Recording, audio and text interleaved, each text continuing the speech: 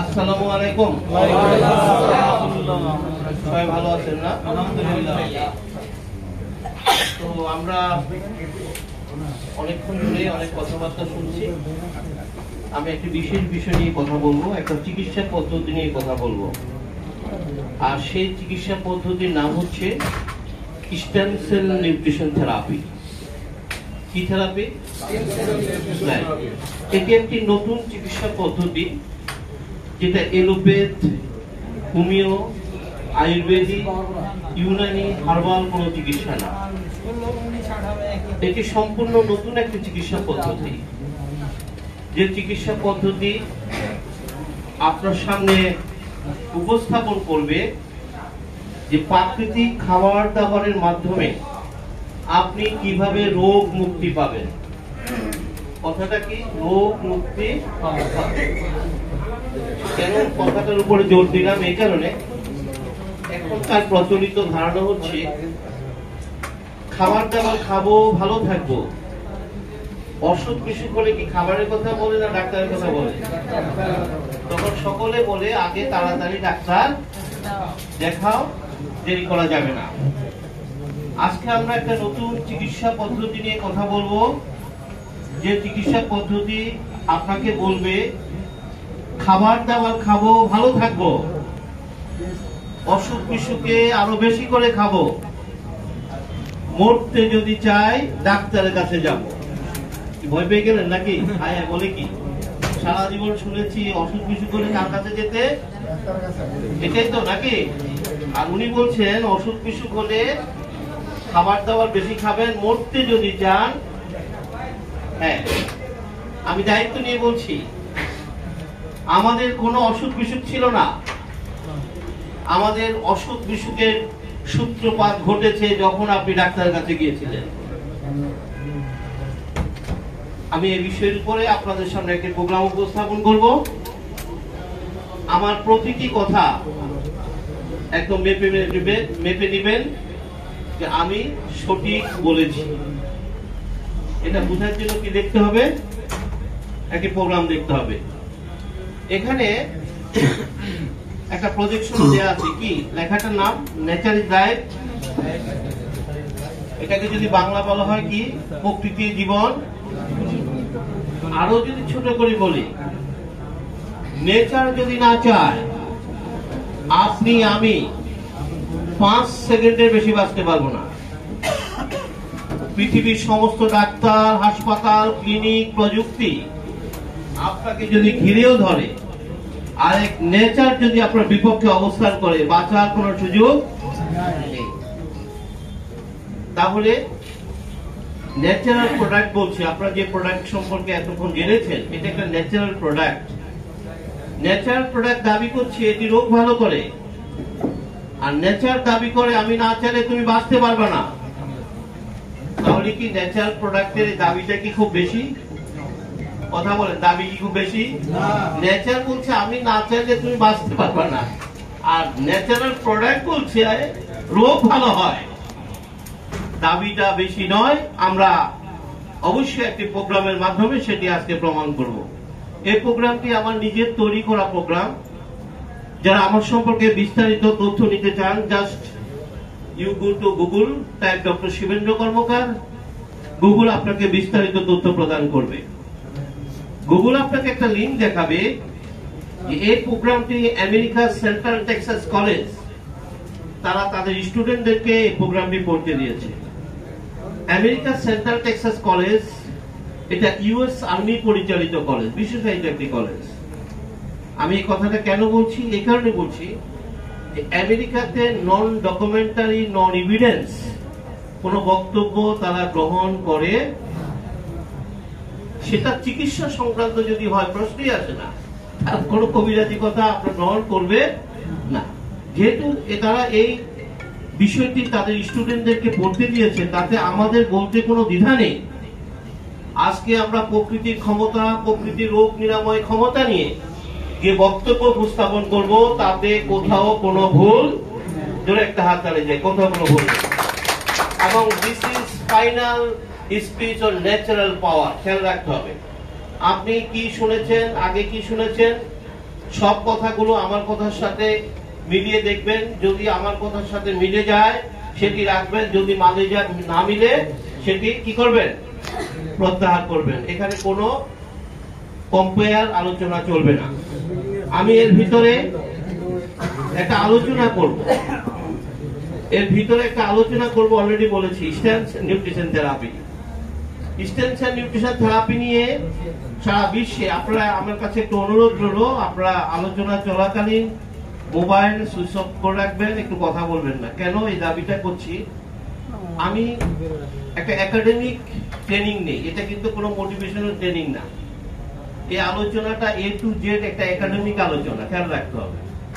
এবং এখানে যে ইনফরমেশন গুলো দেওয়া হয় সেই ইনফরমেশনের কোনো ভুল প্রদান করা যাবে না, খেয়াল রাখতে হবে। আমি যে 1.5 ঘন্টা আপনার সাথে কথা বলবো, অনেক ইনফরমেশন, কোথাও ভুল ইনফরমেশন দেওয়া যাবে না, কারণ এটা একাডেমিক আলোচনা, এগুলি শিক্ষণীয় বিষয়। তো সুতরাং আমি অনেক সময় একটু খেয়ে হারিয়ে ফেলি যে যখন এই ধরনের কথাবার্তা হয়। ঠিক আছে, তো মনোযোগ দিয়ে প্রোগ্রামটা দেখবেন। আপনার উপস্থাপক বলে গেছেন এই প্রোগ্রামটা যারা স্টুডেন্টরা যারা এগুলো দেখে তারা অনলাইন থেকে এটি $20 আগে পে করতে হয়, অ্যাডভান্স পে করতে হয়।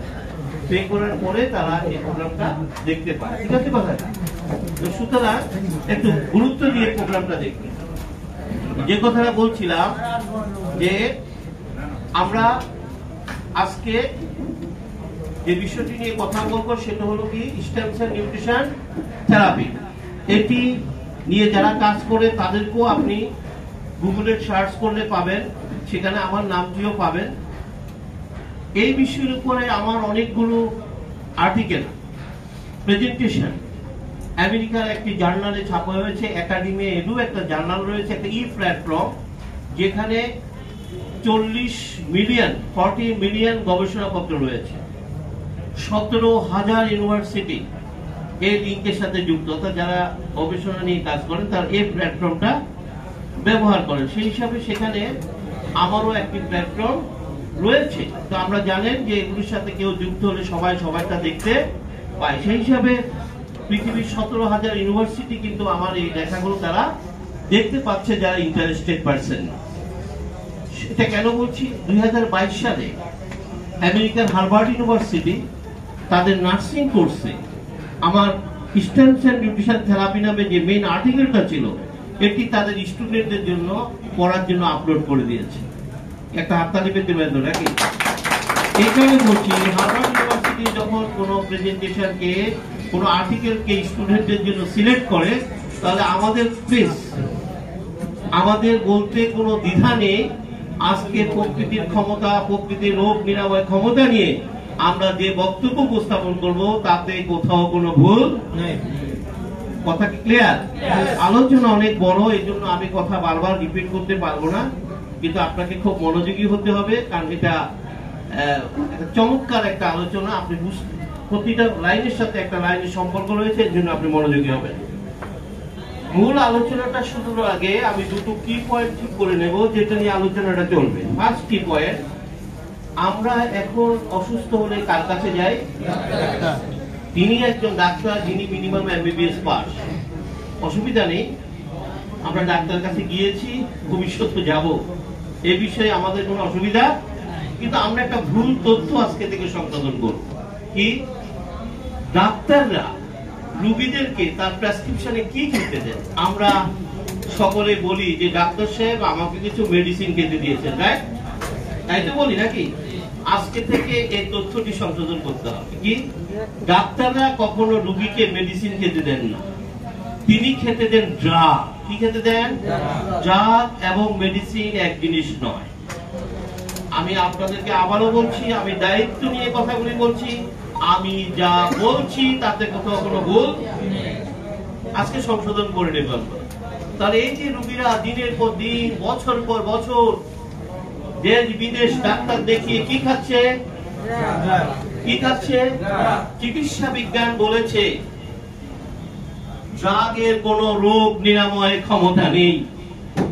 চিকিৎসা বিজ্ঞান কোথাও সমর্থন করেনি ড্রাগ দিয়ে রোগ নিরাময় সম্ভব। তাহলে কি দাঁড়ালো ঘটনাটা? এই যে মানুষগুলো দিনের পর দিন, বছরের পর বছর বড় বড় ডাক্তার দেখিয়ে দেশ বিদেশ ঘুরে কি খাচ্ছে, অথচ ড্রাগ কখনো দাবি করেনি ড্রাগ দিয়ে কখনো রোগ ভালো করা সম্ভব। তাহলে বুঝতে তো পারছেন যে আমরা ভয়ঙ্কর একটা বিপদের মধ্যে আছি শুধু না জানার কারণে। Drug is made by man, drug মানুষের তৈরি। বিজ্ঞানীরা ল্যাবে বসে এই ড্রাগ ফর্মুলা করেন। Medicine is made by nature, medicine প্রকৃতির তৈরি। মেডিসিন কোথায় তৈরি হয়?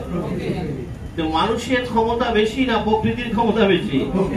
নিশ্চয়ই প্রকৃতির ক্ষমতা বেশি। আসুন একটু আলোচনা করে দেখি কত ক্ষমতাশালী প্রকৃতি।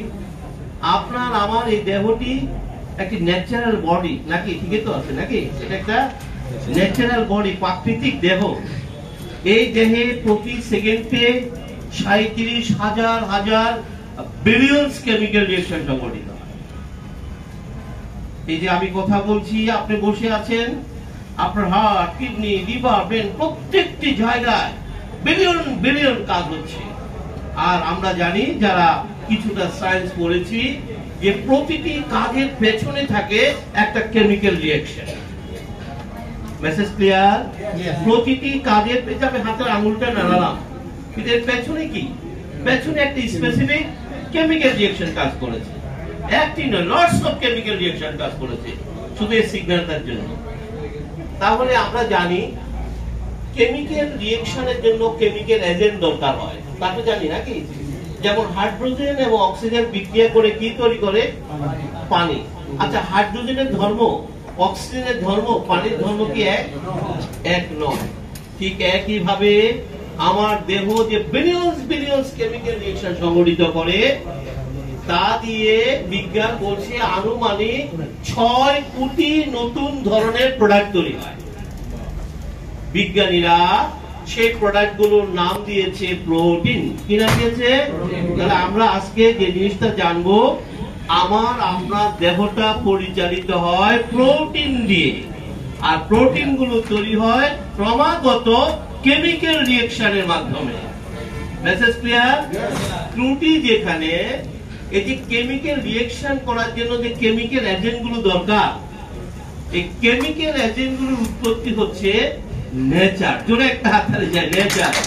আজকে বিজ্ঞান বলছে আপনার দেহের সাথে প্রকৃতির এত দূরত্ব তৈরি হয়েছে, আপনি যে বেঁচে আছেন এটাই তো বোনাস। আপনার আমার বেঁচে থাকার কথা, প্রকৃতির সাথে এত দূরত্ব তৈরি হয়েছে যে কেমিক্যাল এজেন্ট গুলো খাবার থেকে আসবে, সেই কেমিক্যাল এজেন্ট গুলো ঠিক মতো বডিতে আসতে পারে না, ফলে কেমিক্যাল রিঅ্যাকশন গুলো ঠিক মতো সংঘটিত হতে পারে না। ওই ইনসুলিন, ওই 6 কোটি প্রোটিনের একটি প্রোটিন, ওই থাইরক্সিন, ওই হিমোগ্লোবিন, এগুলি 6 কোটি প্রোটিনের একটি প্রোটিন। একটা, দুইটা, 5টা, 10টা, 100টা প্রোটিন আপনি ল্যাবে বসে হয়তো বা আপনি ফর্মুলা করতে পারবেন। কোটি কোটি প্রোটিন এভাবে ল্যাবে বসে তৈরি করা সম্ভব নয়। এটি হচ্ছে ড্রাগ। আমার বিজ্ঞানীরা আধুনিক ল্যাবে বসে দিনের পর দিন গবেষণা করে দাড়িমুছ পাকিয়ে ফেলে। কি আমরা আবিষ্কার করেছি? কি আবিষ্কার করেছে? যে আপনার বডিতে কিভাবে ইনসুলিন তৈরি হয়। আমরা আবিষ্কার করেছি আপনার বডিতে কিভাবে থাইরক্সিন তৈরি হয়। তারা সেই ফর্মুলাটা নিয়ে ফার্মাসিউটিক্যাল কোম্পানিতে যায়, তারা সেটি দিয়ে ড্রাগ তৈরি করে মাঠে ছেড়ে দেয়। এটি হচ্ছে ড্রাগ। বলুন তো দেখি, যে দেহ সেকেন্ডে কোটি কোটি প্রোটিন তৈরি করে ছেড়ে দেয়, সেটি কি ড্রাগ হিসাবে ল্যাবে তৈরি করে বডিতে দিয়ে আমার কি সমস্যার সমাধান করা সম্ভব? কথা বলেন, সম্ভব? পৃথিবীর সব ডাক্তার, সব সায়েন্টিস্টরা এটি জানেন যে আসলে এটি কখনো সম্ভব নয়। দেহের ভিতরে সব ক্ষমতা রয়েছে, দেহকে দিয়ে সব কাজগুলো করাতে হবে। যে সিম্পল কথাগুলো কেন আমরা জানি না, কেন আমাদেরকে বলা হয় না? এর পেছনের একটাই কারণ, মডার্ন মেডিকেশন হচ্ছে অসুস্থ মানুষের বিজনেস। জোরে একটা হাততালি চাই। অসুস্থ মানুষের বিজনেস। আপনি যত বেশি সিক থাকবেন, তার বিজনেস তত বেশি হবে। সে বসে আছে, কখন আপনাকে রিং করাতে হবে, সে বসে আছে কখন আপনাকে ডায়ালিসিস করাতে হবে, সে বসে আছে কখন আপনাকে ইনসুলিন ডিপেন্ডেন্ট করতে হবে। তো সে যদি মূল কথাগুলি বলে দেয় তাহলে তো তার ব্যবসা চলবে। এই জন্য আমি একটা কথা বলি, দেহ টাকা আপনাকে সিদ্ধান্ত নিতে হবে। আপনি যদি মনে করেন ওই আধুনিক ডাক্তার, ওই আধুনিক হাসপাতাল, ওই আধুনিক ক্লিনিক আপনাকে রোগ মুক্ত করার জন্য এসেছে, আপনি বোকার স্বর্গে বসবাস করছেন। চিকিৎসা বিজ্ঞান এটি কোথাও সমর্থন করে না। তাহলে বুঝতে তো পারছেন, চিকিৎসা বিজ্ঞান সমর্থন করে না, কিন্তু আমরা সেটির পিছনে দৌড়াচ্ছি। বুঝতে তো পারছেন, কিন্তু আমরা জানতেও পারছি না, আরেক বিপদ। এবং কখনো জানতে দেয়া হবে না, কেননা সারা বিশ্বটা নিয়ন্ত্রণ করে drugs and arms. $100 trillion business. আজকে যদি স্বয়ং বাইডেন এই ড্রাগস এর বিরুদ্ধে, আর্মস এর বিরুদ্ধে কথা বলে, পরের দিন তার ক্ষমতা থাকবে না। এটি হলো বাস্তবতা। এর জন্য মনে রাখবেন, কখনোই মানুষ এগুলো জানতে পারবে না। এই জন্য আমি সবসময় একটা কথা বলি, মৃত্যু নিয়ে ভাববেন না। মৃত্যু তো হবে নাকি? না, হবে না। মৃত্যু নিয়ে ভাববেন না, সুস্থতা নিয়ে ভাবুন। সুস্থতার দায়িত্ব নিজের হাতে। চিকিৎসা বিজ্ঞান সৃষ্টিকর্তা কেউই সুস্থতার দায়িত্ব ডাক্তারদের হাতে রাখেনি। জোরে একটা হাততালি চাই। অর্থাৎ আমরা আমাদের সমস্ত সম্পত্তি, সমস্ত জায়গা জমি বিক্রি করে চিকিৎসার জন্য সমস্ত টাকা কার হাতে তুলে দিচ্ছি। অথচ চিকিৎসা বিজ্ঞান এবং সৃষ্টিকর্তা কেউই ডাক্তারদের এই দায়িত্ব প্রদান করেন না। এবং প্রতিটি কথা আমি আপনাকে একেবারে সায়েন্টিফিক্যালি আজকে বুঝিয়ে দেব। Message clear? তাহলে আসুন, আজকে আমাদের আলোচনা কি হবে? ড্রাগ না মেডিসিন? ড্রাগ না মেডিসিন? আমরা ড্রাগ নিয়ে কথা, এটা ডাক্তার এবং রোগীর ব্যাপার। কার ব্যাপার?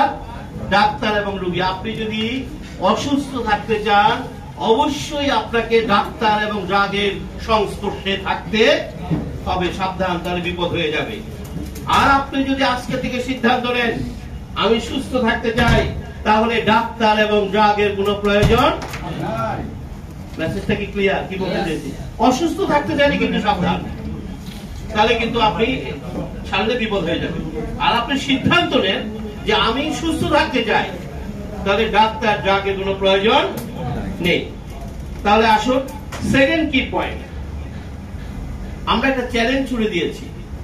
ডেঞ্জারাস চ্যালেঞ্জ কি? আমরা বলছি যে একটি প্রোডাক্ট দিয়ে সকল রোগ ভালো হয়ে যায়। এই কথা কারা বলে ভাই? কবিরাজরা বলে যে একটা কবজ লাগাবেন তো সব রোগ ভালো হয়ে যাবে। তো আপনারা তো সে কথা বলছেন, আপনারা তো কবিরাজ। কি এর প্রশ্ন আসতে পারে কিনা? কারণ আমরা জানি আমাদের প্রতিটি রোগের জন্য আলাদা ডাক্তার, আলাদা হাসপাতাল, আলাদা ক্লিনিক, আলাদা ড্রাগস। আর আপনি বলছেন একটি প্রোডাক্ট খেলে সকল রোগ ভালো হয়ে যাবে। এটি বুঝানো কিন্তু খুবই কঠিন একটি বিষয়, কিন্তু হ্যাঁ, অলরেডি সেটা scientifically recognised. Stem cell nutrition therapy, stem cell nutrition therapy আপনার সামনে সেটা বর্ণনা করবে যে একটি ন্যাচারাল প্রোডাক্টে সকল রোগ কিভাবে ভালো হয়ে যায়। এই জন্য আলোচনার সুবিধার্থে আমরা মডার্ন মেডিকেশন থেকে সামনে আনবো। মডার্ন মেডিকেশন হচ্ছে one body, many doctors, many drugs. দেহ কয়টা? ডাক্তার কতজন? মানে ওনারা আমাদের দেহটাকে ভাগ্য করে নিয়ে গেছে। আমরা সেই বিপদের মধ্যে, কি পেটের ডাক্তারের কাছে যাবো না পিঠের ডাক্তারের কাছে যাবো? ভাই রুগীরা বিপদ আছে কিনা বলেন? কারণ এত ডাক্তার, বিপদজনক অবস্থা, সেটার একটা সমাধান দরকার। এরকম যদি বিষয়টা হয় যে একটি দেহে এত ডাক্তারের প্রয়োজন নেই, এত ড্রাগেরও কোনো প্রয়োজন নেই। একটি দেহে একজন ডাক্তার একটি মেডিসিনে সকল রোগ ভালো করে দিতে পারে। আর সেটি আজকের আমাদের মূল বিষয়, স্টেম সেল নিউট্রিশন থেরাপি। তো স্টেম সেল নিউট্রিশন থেরাপির মূল বিষয় হচ্ছে one body, one doctor, one, আমার সাথে বলবেন, one body, one doctor, one medicine. আর মডার্ন মেডিকেশন হচ্ছে one body, many doctors, many drugs. Message clear? আজকে আমরা দেখিয়ে দেব একটি মেডিসিনে সকল রোগ ভালো করে দেওয়া সম্ভব। তবে এখানে মেডিসিনের ডেফিনিশন হিসাবে আমার কিন্তু আলোচনা শুরু হয়ে গেছে। মেডিসিনের ডেফিনিশন হিসাবে আমি কিন্তু এই প্রোডাক্টকে হাইলাইট করব না। এটি বিজ্ঞানীদের তৈরি বিশেষ ধরনের একটি ন্যাচারাল মেডিসিন। কিন্তু আমাদের আলোচনার মেডিসিনের ডেফিনিশন হচ্ছে সকাল থেকে রাত পর্যন্ত আপনি যত খাবার খাবেন সব খাবারকে মেডিসিনে কনভার্ট করতে হবে। কিসে কনভার্ট করতে হবে? খুব গুরুত্বপূর্ণ কথা মনে রাখতে হবে, সব খাবারকে মেডিসিনে কনভার্ট করতে হবে। এই কথাটি প্রথম বলেছিলেন হিপোক্রেটস। হিপোক্রেটসকে বলা হয় ফাদার অফ মেডিসিন, চিকিৎসা বিজ্ঞানের জনক।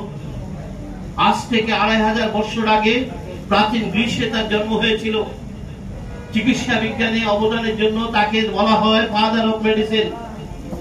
বলুন তো দেখি, উনি কত আগে জন্মগ্রহণ করেছিলেন? আচ্ছা, তখন কি ডাক্তার ছিল, হাসপাতাল ছিল? কিছুই তো ছিল না। এদের বয়স মাত্র 200 বছর। তাহলে তখন তারা কি দিয়ে চিকিৎসা করেছিলেন? গাছপালা, লতা পাতা, খাবার দাবার দিয়ে। জোরে একটা হাত তালি চাই। আধুনিক চিকিৎসা বিজ্ঞানের গোড়াপত্তন হয়েছিল প্রকৃতির খাবার দিয়ে। হিপোক্রেটসরা যখন এগুলো নিয়ে কাজ করতেন তখন তারা একটা জিনিস অবজার্ভ করলেন, কি যে খাবার দাবারে তো মেডিসিন হতে পারে।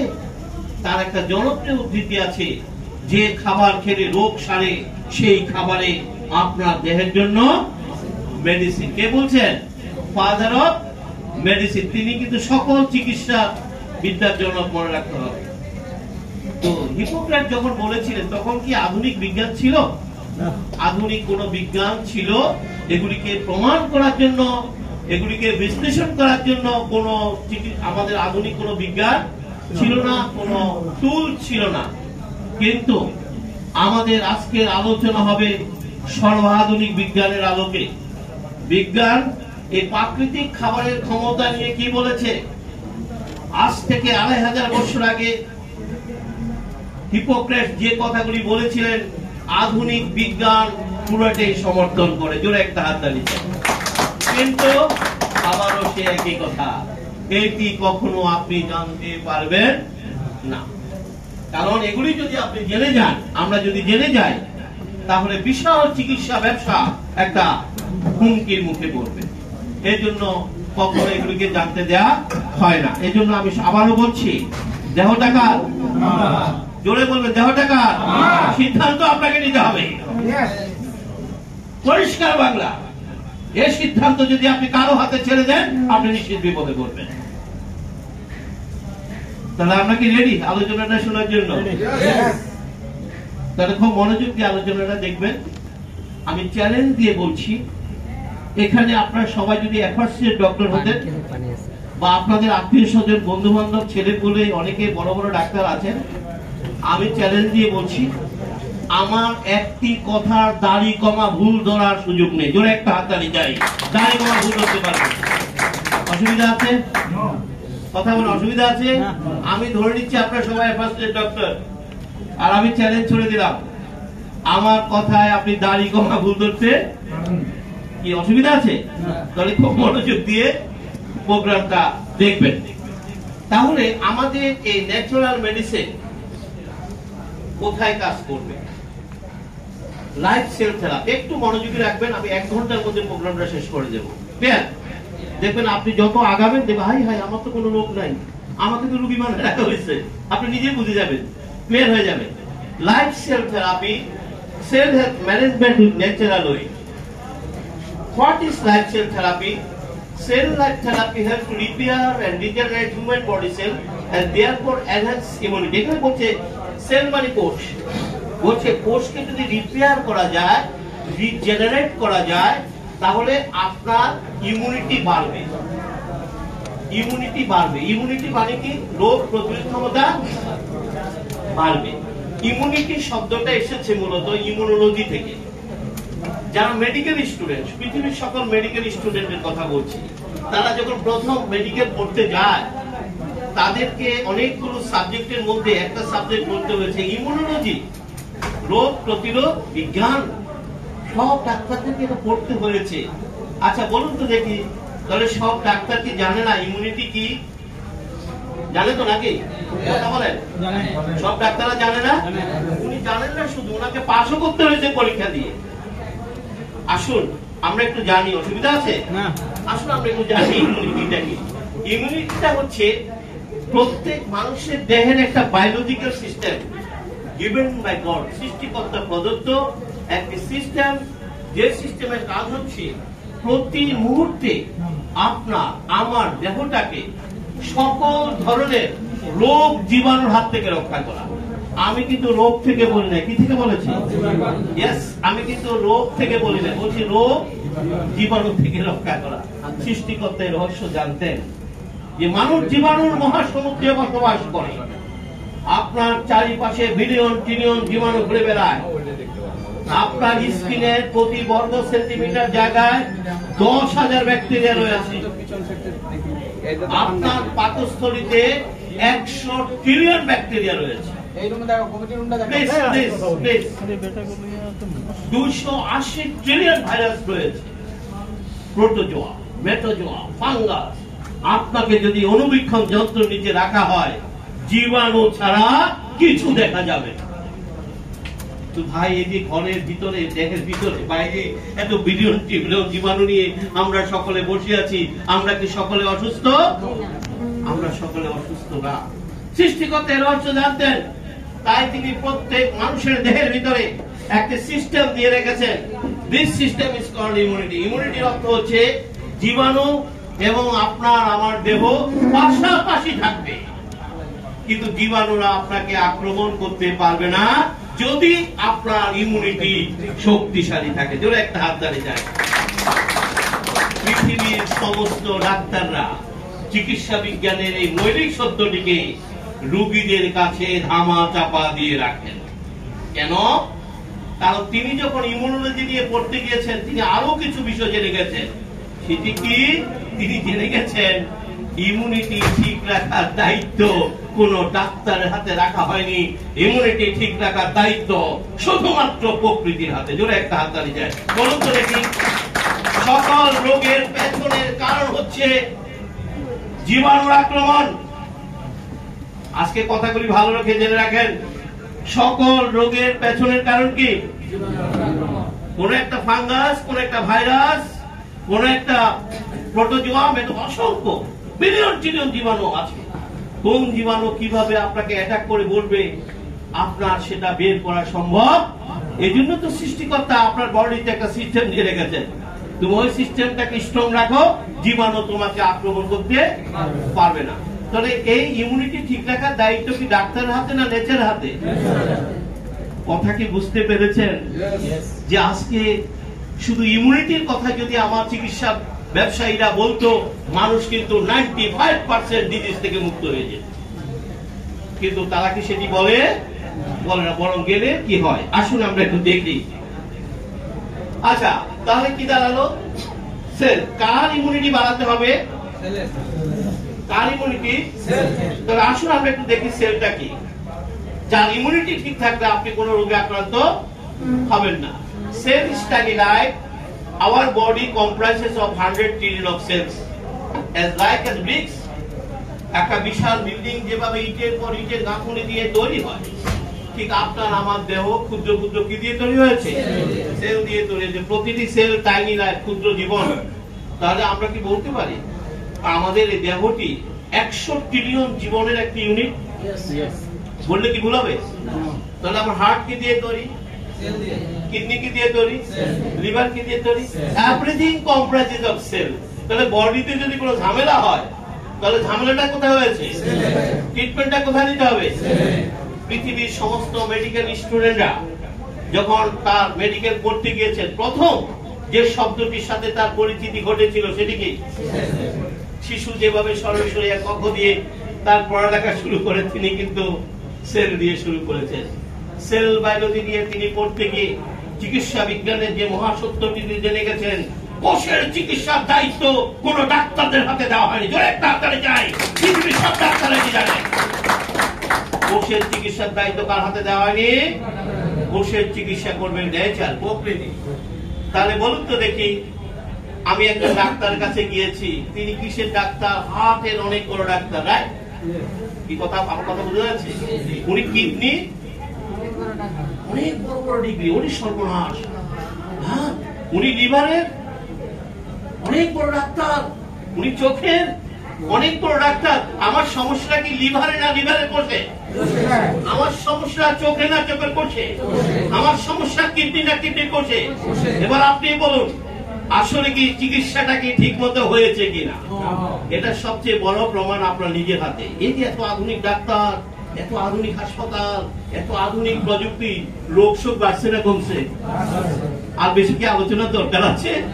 রোগ শোক কিন্তু বাড়েনি, কমেনি, বরং রোগ শোক অনেক বেড়ে গেছে।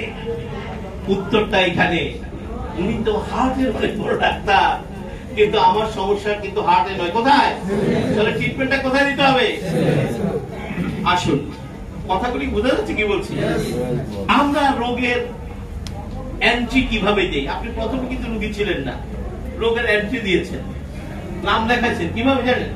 প্রথম যখন আমার শরীরে একটু ম্যাজমেজ করে, প্রথম শরীরটা কেমন যেন ম্যাজমেজ করে, খারাপ লাগে, সকলে মিলে বললো তাড়াতাড়ি কি করো, তাড়াতাড়ি কি করো, ডাক্তারের কাছে যাও। দেরি করা যায় না, রোগ শোক নিয়ে পালতে নাই, সবাই বুদ্ধি দেয়, রোগ শোক নিয়ে পালতে নাই, তাড়াতাড়ি ডাক্তার দেখো। ভাই কথা ঠিক আছে কিনা?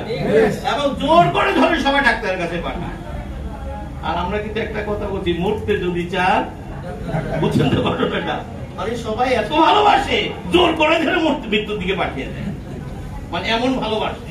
আসুন, ডাক্তার সাহেব কিছু টেস্ট করে, উনি কিছু টেস্ট করালেন, টেস্ট করে বললেন একটু সুগার বেড়েছে, একটু প্রেসার বেড়েছে। সব কতটুকু ভাই? কথা বলেন, কতটুকু? আর বাড়তে দেয়া, অবশ্যই বাড়তে দেয়া যাবে না। সুগার বাড়া কি ভালো? প্রেসার কি ভালো? ক্রিয়েটিনিন বাড়া কি ভালো? কোনোটাই ভালো না।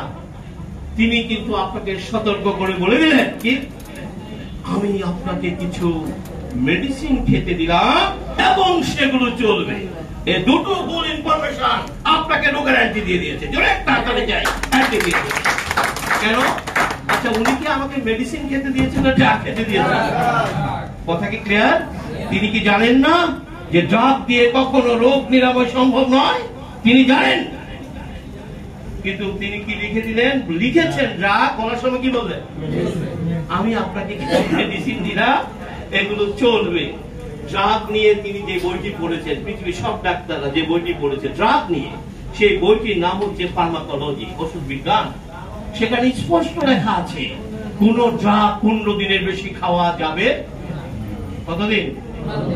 চিকিৎসা বিজ্ঞান কোনোভাবে 15 দিনের বেশি ড্রাগ পারমিট করে, অথচ আমার ডাক্তার লিখে দিল কি? কথাগুলি বোঝা যাচ্ছে কিছু বলছি, কি বলতে চাচ্ছি? তাহলে এই যে ড্রাগ খাওয়া শুরু করলেন, যেটা 15 দিন খাইতে হবে, খাইতেছেন কত বছর? 15 বছর। কত বছর? ড্রাগ খাইতে হবে 15 দিন, খাইতেছেন কত বছর? আচ্ছা, এই যে খাওয়া শুরু করলেন, ড্রাগ বাড়ছে না কমছে? আসলে এই যে বাড়ছে, একটা পর্যায়ে ড্রাগ আর কাজ করে। আসলে আমরা একটু জেনে নিই ঘটনাটা কি ঘটলো। প্রথম কথা হচ্ছে যে, এই যে প্রথম যখন আপনি ডাক্তারের কাছে গিয়েছিলেন, কমপ্লেনটা তো সেলের ছিল নাকি? ডাক্তার তো এটা জানে, কমপ্লেনটা কার ছিল? তাহলে সেল যখন আপনি গিয়েছিলেন, তো অল্প কিছু সংখ্যক সেল অসুস্থ হয়েছে। এই জন্য বলছে একটু, এই জন্য কি বলছে? একটু, অল্প কিছু সংখ্যক। তাহলে উনি কি করলেন? আর বাড়তে দেয়া যাবে না, এটা বলে তিনি আমাকে কি দিলেন? ড্রাগ ধরে দেন। আসুন আমরা একটু জানি, ড্রাগ গুলো খেয়ে তো আপনি ঠিকই 10 বছর ভালো ছিলেন, তাতে কোনো ভুল কি? কথা ঠিক আছে কিনা? আমরা ড্রাগ খাওয়ার পরে আমার কিন্তু ক্লেম গুলো চলে গেছে, এটা মিথ্যা না কিন্তু? আরে ভালো আছে, খুব ভালো আছে, এইভাবে চলছে। 10 বছর পরে আর চলে না, কারণ ড্রাগ আর কাজ করে না। আসলে ঘটনাটা কি ঘটলো, ড্রাগ কিভাবে কাজ করে একটু জেনে নেন। আমাদের সেলের একটা ন্যাচারাল ক্যারেক্টার হচ্ছে, সেল যখন অসুস্থ হয়, সে ইনফেকশনের কারণ হতে পারে, আহতের কারণ হতে পারে, ইনজুরির কারণ হতে পারে। সেল যখন অসুস্থ হয়, তখন সে একটা ক্লেম করে। আপনারা যদি প্রোগ্রামগুলো যদি ধৈর্য করেন, অবস্থা ঢুকেন না প্লিজ, এটা খুব ডিস্টার্ব তৈরি করে। অসুবিধা কি ভাই? দেখেন আমাদের দৃষ্টিভঙ্গি চেঞ্জ করতে হবে। এই যে আজকে শনিবার, দেখেন একটা ডাক্তার ওখানে 6 মাস আগে অ্যাপয়েন্টমেন্ট নিয়ে শত শত লোক বসে আছে। কি কথা ঠিক আছে কি? ভয়ে নামাজ পড়তে যায় না, প্রস্রাব করতে যায় না, রাইট, সিরিয়াল নষ্ট হয়ে যাবে বলে। কি কথা ঠিক আছে কি? আমাদের এসব প্রোগ্রামে সমস্ত গুরুত্বপূর্ণ কাজ নিয়ে চলে আসে, অথচ আমি চ্যালেঞ্জ নিয়ে বলছি আজকে ডাক্তারের কাছে অ্যাপয়েন্টমেন্ট বাদ দিয়ে এখানে আসা উচিত ছিল। আজকে এখানে তার আসা উচিত ছিল, কারণ আমি যে কথাগুলি বলছি সে জেনে যেত ডাক্তার ওখানে লাইন ধরে কোনো লাভ হবে না। আমি তো দায়িত্ব নিয়ে বলছি, এবং এই চ্যালেঞ্জটা তো ওনার ডাক্তারকে দিলাম নাকি? প্লিজ একটু আমরা দৃষ্টিভঙ্গিটা চেঞ্জ করি, তাহলে আমরা সকলে সুস্থ থাকতে। আমরা তো বলছি আমরা সুস্থ থাকতে চাই, মরার জন্য আমরা ভাবি না। আমরা কি থাকতে চাই? এটা হচ্ছে আমাদের আন্দোলন। মৃত্যু নিয়ে আমাদের কোনো আলোচনা নেই, মৃত্যু হয়ে গেলে হয়ে যাবে, কিন্তু আপনি তো মরার আগে মরে যাচ্ছেন না জানার কারণে। তাহলে যেটা বলছিলাম, সেল, এই সেল যখন অসুস্থ হয় তখন সে একটা ক্লেম করে যে কেটে যায়। আমি এটা খুব ডিস্টার্ব ফিল করি, যে আমার কাছে অনুরোধ রইল আপনারা তো দরকার ঢুকেন না, এখানে ঢুকার পর সব সুইচ অফ করে বলুন, কাজ ঢুকার দরকার নেই, আপনি আগে চলে যান। তাহলে সেলের একটা ক্লেম হচ্ছে সে যখন অসুস্থ হয় তখন সে একটা প্রধান ক্লেম করে পেইন। আমাদের যদি ব্যথা না হতো আমরা কখনোই জানতাম না আমি অসুস্থ। কি মেসেজ ক্লিয়ার? ব্যথা হয়েছে বলেই তো এখানে ব্যথা করে, ওখানে ব্যথা করে। ব্যথা হয়েছে বলেই তো আপনি বুঝছেন যে আমার কোন একটা সমস্যা হচ্ছে। আর চিকিৎসা বিজ্ঞান বলছে ব্যথা হচ্ছে ক্রাইং অফ সেল, কোষের কান্না। কোষ যখন অসুস্থ হয় সে একটা মেসেজ পাঠায় ব্রেইনে। কোথায় পাঠায়? ব্রেইনে। ওই পায়ের কোনায় ব্যথা কে বলছে? পিঠে ব্যথা কে বলছে? অর্থাৎ সে নার্ভ সিস্টেমের মাধ্যমে একটা সিগন্যাল কোথায় পাঠায়? ব্রেনে পাঠায়। তখন আমি বুঝতে পারি যে আমার ওখানে এখানে প্রবলেম হচ্ছে। এখন আমরা আরেকটু স্মার্ট, যেহেতু সবাই জানি এখানে কি আছে। এখানে যদি কোনো ব্যথা, ডাইরেক্ট হার্টের প্রবলেম, ডাইরেক্ট হার্টের প্রবলেম। এখানে কিডনি আছে, কোন রকম ক্লেম ছাড়া যদি কোনো একটু পেইন হয় তাহলে কি বলে? এই ধারণা ভুল। কেন ভুল? আরে কিডনি হোক, হার্ট হোক, সব কিছু কি দিয়ে তৈরি? শুধু আপনি বারবার কেন কিডনি প্রবলেম, হার্টের প্রবলেম এগুলিতে ফোকাস করছেন? আপনি কেন সেলের প্রবলেম ফোকাস করছেন না? কি কথাগুলি ঠিক আছে? কিন্তু আপনি যখন ডাক্তারের কাছে গেলেন, ডাক্তার সাহেব তো ঘটনাটা জানে, প্রবলেমটা কার, তিনি কিন্তু ঘটনাটা জানেন, এবং সেলের যে ট্রিটমেন্ট ওনার কাছে না এটাও তিনি জানেন। তাহলে উনি তো আপনার কাছে একটা কিছু দিতে হবে। ওনার কাছে কিছু রয়েছে, ম্যাজিক ড্রাগ। কি রয়েছে? মেডিসিন না ড্রাগ। এই ড্রাগগুলো এমন ভাবে ল্যাবে তৈরি হয়েছে গবেষণার মাধ্যমে। এই ড্রাগগুলোর কাজ কি জানেন? সরাসরি আপনার মস্তিষ্কের সাথে সারা বডি যোগাযোগ বিচ্ছিন্ন করে দেয়। জোরে একটা হাত তালে যায়, আর কোনো কাজ নেই আগে। এই যে আপনার বমি বমি ভাব কে বলছে? হাসি কাশি কে বলছে? সবকিছুর উপরে সিমটম বেসড ড্রাগ রয়েছে, কিন্তু সব ড্রাগের কমন অ্যাকশন হচ্ছে সরাসরি ব্রেনের সাথে কি করে ফেলবে। বাস, এখন আপনার কোনো রেসপন্স নেই। এই যে রোগী বলো তো ভালো না, তোমার আমার কত ব্যথা ছিল নাই। আচ্ছা বলুন তো, কি ব্যথা আছে না নাই? ব্যথা কিন্তু আছে, ব্রেন সিগন্যাল দিতে পারছে না। ওই রকম 2-4 বছর ভালো লাগে, খাইতে ভালো লাগে, খাইতে ভালো লাগে, একটা পর্যায়ে ডোজ বাড়ে। ডাক্তার সাহেব বলে যে সকালেরটা না, এখন আরেকটা লাগান, এভাবে ডোজ বাড়ি। বা কথাগুলি ঠিক আছে কিনা? মানে যত সেল বাড়ে তত ডোজ বাড়ে, একটা পর্যায়ে তার ডোজে কাজ হয় না। তখন বলে আমার কিছু করে না, যা খুশি খাইতে চান বাড়ি নিয়ে যান। ঠিক 10-15 বছর পরে প্রত্যেকটা মানুষের এই ঘটনাটা ঘটে। কেন? এত সংখ্যক সেল অসুস্থ হয়েছে যেটা আপনার টের পান নাই। এখন বলে কি, আপনার হার্টের অর্ধেক নাই, কিডনির অর্ধেক নাই, লিভারের অর্ধেক নাই, পাকস্থলীর। ভাই কথাগুলি ঠিক আছে কিনা? তাহলে আমার 15 বছর পর অর্ধেক নাই হলো কেন? আমি তো অনেক বড় ডাক্তার দেখালাম। কথাগুলি কি বুঝে গেছি কি বলছি? যে 15 বছর পরে আমার অর্ধেক কেন না হইলো? মানে কি, ওই যে সিগন্যাল অফ করেছে আর ভিতরে সব কি হয়ে গেছে। এখন তো এত বেশি সেল ড্যামেজ হয়েছে, সিগন্যাল অফ করার মতো ক্ষমতা ড্রাগে নাই। তখন বলে যে বাড়ি নিয়ে যান। আমার এখন একটা নতুন সায়েন্স বের হয়েছে, অপারেশন সার্জিক্যাল সায়েন্স, কোনো নিয়ে যান, একটু দেখি, একটু সার্জনের কাছে নিয়ে যান, দেখেন উনি কাটে সিরা ঠিক করতে পারে কিনা। সার্জন টেস্ট করে যদি দেখে যে কাটা কেটে কিছু ব্যাড সেল বাদ দেওয়া যায়, অপারেশন করে বাদ দিবেন, নাহলে বলেছিল কাটা সিরও করা যাবে না, বাড়ি নিয়ে যান। তো আমার প্রশ্ন, কেন আমাকে সার্জনের কাছে যেতে হলো? কেন আজকে আমাকে একটা জটিল অপারেশনে যেতে হলো? রং তাই আপনার সেলগুলো আপনি অযত্ন রেখেছেন, ভিতরে ভিতরে সব সেলগুলো কি হয়ে গেছে, জোরে একটা আপনার যায়। আপনি বুঝতে পারেননি, কারণ আপনাকে এক হাজার ড্রাগ দিয়েছে, 13টা 14টা ড্রাগ খায় 8-10 বছর পর। চিন্তা করছেন ভাই কথাগুলি ঠিক আছে কিনা? 10টা 11টার নিচে কোনো ড্রাগ নাই। এতগুলো ড্রাগ মানে কি প্রত্যেকটা জায়গায় সিম্পটম গুলো কিসে বন্ধ করে দিচ্ছে, আর ভিতরে সেলগুলো সব কি হয়ে যাচ্ছে, অকেজ হয়ে যাচ্ছে। তাহলে কি বুঝতে পারছেন আমরা কত বিপদের মধ্যে আছি? তাহলে আসুন, প্রবলেমটা যে সেলে, এটা কি আমার ডাক্তার সাহেব তো জানেন নাকি জানেন না? জানেন তো নাকি? আসুন, ডাক্তার সাহেব আপনার যে কি করলেন, একজন ডাক্তারের সারা জীবনের স্টাডি কি জানেন? কিছু কথা জেনে রাখেন। একজন ডাক্তারের সারা জীবনের পড়াটা কি জানেন? একটা হেলদি সেলের সাথে আর একটা আনহেলদি সেলের ডিফারেন্সটা যে ডক্টর ভালো বুঝেন, তিনি হচ্ছেন বড় ডাক্তার। কথা কি বোঝা যাচ্ছে কি বলছি? ওনার সারা জীবনের স্টাডি একটাই, কি একটা হেলদি সেল আর একটা আনহেলদি সেল। এই যে চেঞ্জটা, অ্যানাটমি ফিজিওলজি তো চেঞ্জ হয়েছে, এই চেঞ্জটা কি ধরনের হলো? এই যে ডাক্তার এটা ভালো করে পড়েছেন, তিনি হচ্ছে সবচেয়ে বড় ডাক্তার। আচ্ছা ভালো কথা, এই যে সেল কি খালি চোখে দেখা যায়? খালি চোখে দেখা যাবে? তাহলে এই যে সেলের ভিতরে যে চেঞ্জটা হলো, ডিজিজ হয়ে গেল, তাহলে এটা উনি কিছু বোঝার জন্য কিছু মেডিকেল ডিভাইস ব্যবহার করেন। এই দেখেন আপনাকে কিভাবে ফোকাসের মধ্যে ফেলে দিল। মেডিকেল বলতে আপনি একটা এমআরআই করে নিয়ে আসেন, একটা সিটি স্ক্যান করেন, কি কথা ঠিক আছে কিনা? অনেকগুলো প্যাথোলজিক্যাল টেস্ট দিল, সামনে আমরা সবাই জানি এগুলো একটা রেঞ্জ আছে, যে এত থেকে এত হচ্ছে নরমাল ভ্যালু। এগুলো কি? এগুলি হচ্ছে এই যে সিটি স্ক্যান, এমআরআই আপনার সেলটাকে অনেক বড় করে দেখায়। ডাক্তার সাহেব খালি চোখে দেখতে পান, আপনার একটা স্পাইনের মেরুদণ্ডের একটা ছবি তুললো এমআরআই করে, কি বললো? ওই যে ওখানে ফাঁক আছে। আরে ভাই ফাঁক আছে বলে তো সমস্যাটা হচ্ছে। নরমাল স্পাইনে কোনো ফাঁক থাকবে না, জোরে একটা তালে যায়, কোনো ফাঁক থাকবে না।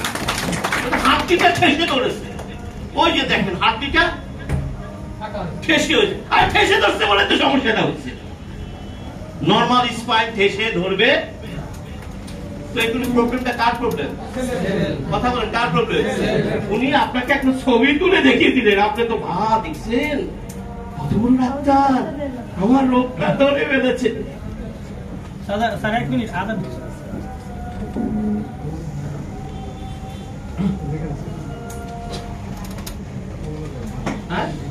আচ্ছা, আরেক হুজুরি বলছে কথা বলা যাবে, আমি কথা বলতে পারি? তো ঠিক আছে, তার একটু সময়ের অভাব, আমার মনে হয় আমরা একটু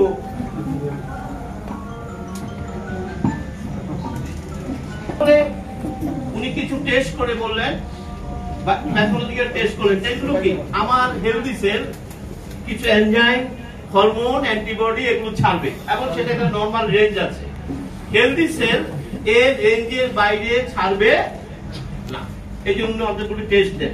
টেস্ট দিয়ে যদি দেখেন যে আপনাকে যে টেস্টটা দেওয়া হচ্ছে এটা রেঞ্জের বাইরে, কম বা বেশি, তখন উনি নিশ্চিত হন আপনার সেলের ভিতরে গন্ডগোল, তার সেল এই রেঞ্জের বাইরে কোনোটা ছাড়বে। এবার উনি অনেকগুলো প্যাথোলজিক্যাল টেস্ট, অনেকটা ছবি তুলে আপনাকে নিশ্চিত করে দিয়ে যে আপনার একটা ডিজিজ আছে। ভালো কথা, আপনি খুশি হয়ে গেলেন। আমাদের রুগীরা কিন্তু খুশি হয়, ডাক্তার সাহেব রোগটা ধরতে পেরেছে, খুব খুশি। কথা ঠিক আছে কিনা? রোগ ধরা পড়লে কিন্তু রুগীরা খুব খুশি হয়, কিন্তু এবার তো চিকিৎসা হবে। আচ্ছা বলুন তো দেখি, উনি রোগটা ঠিকই ধরেছেন, আমাদের কোনো সন্দেহ নেই। রোগটা কোথায়?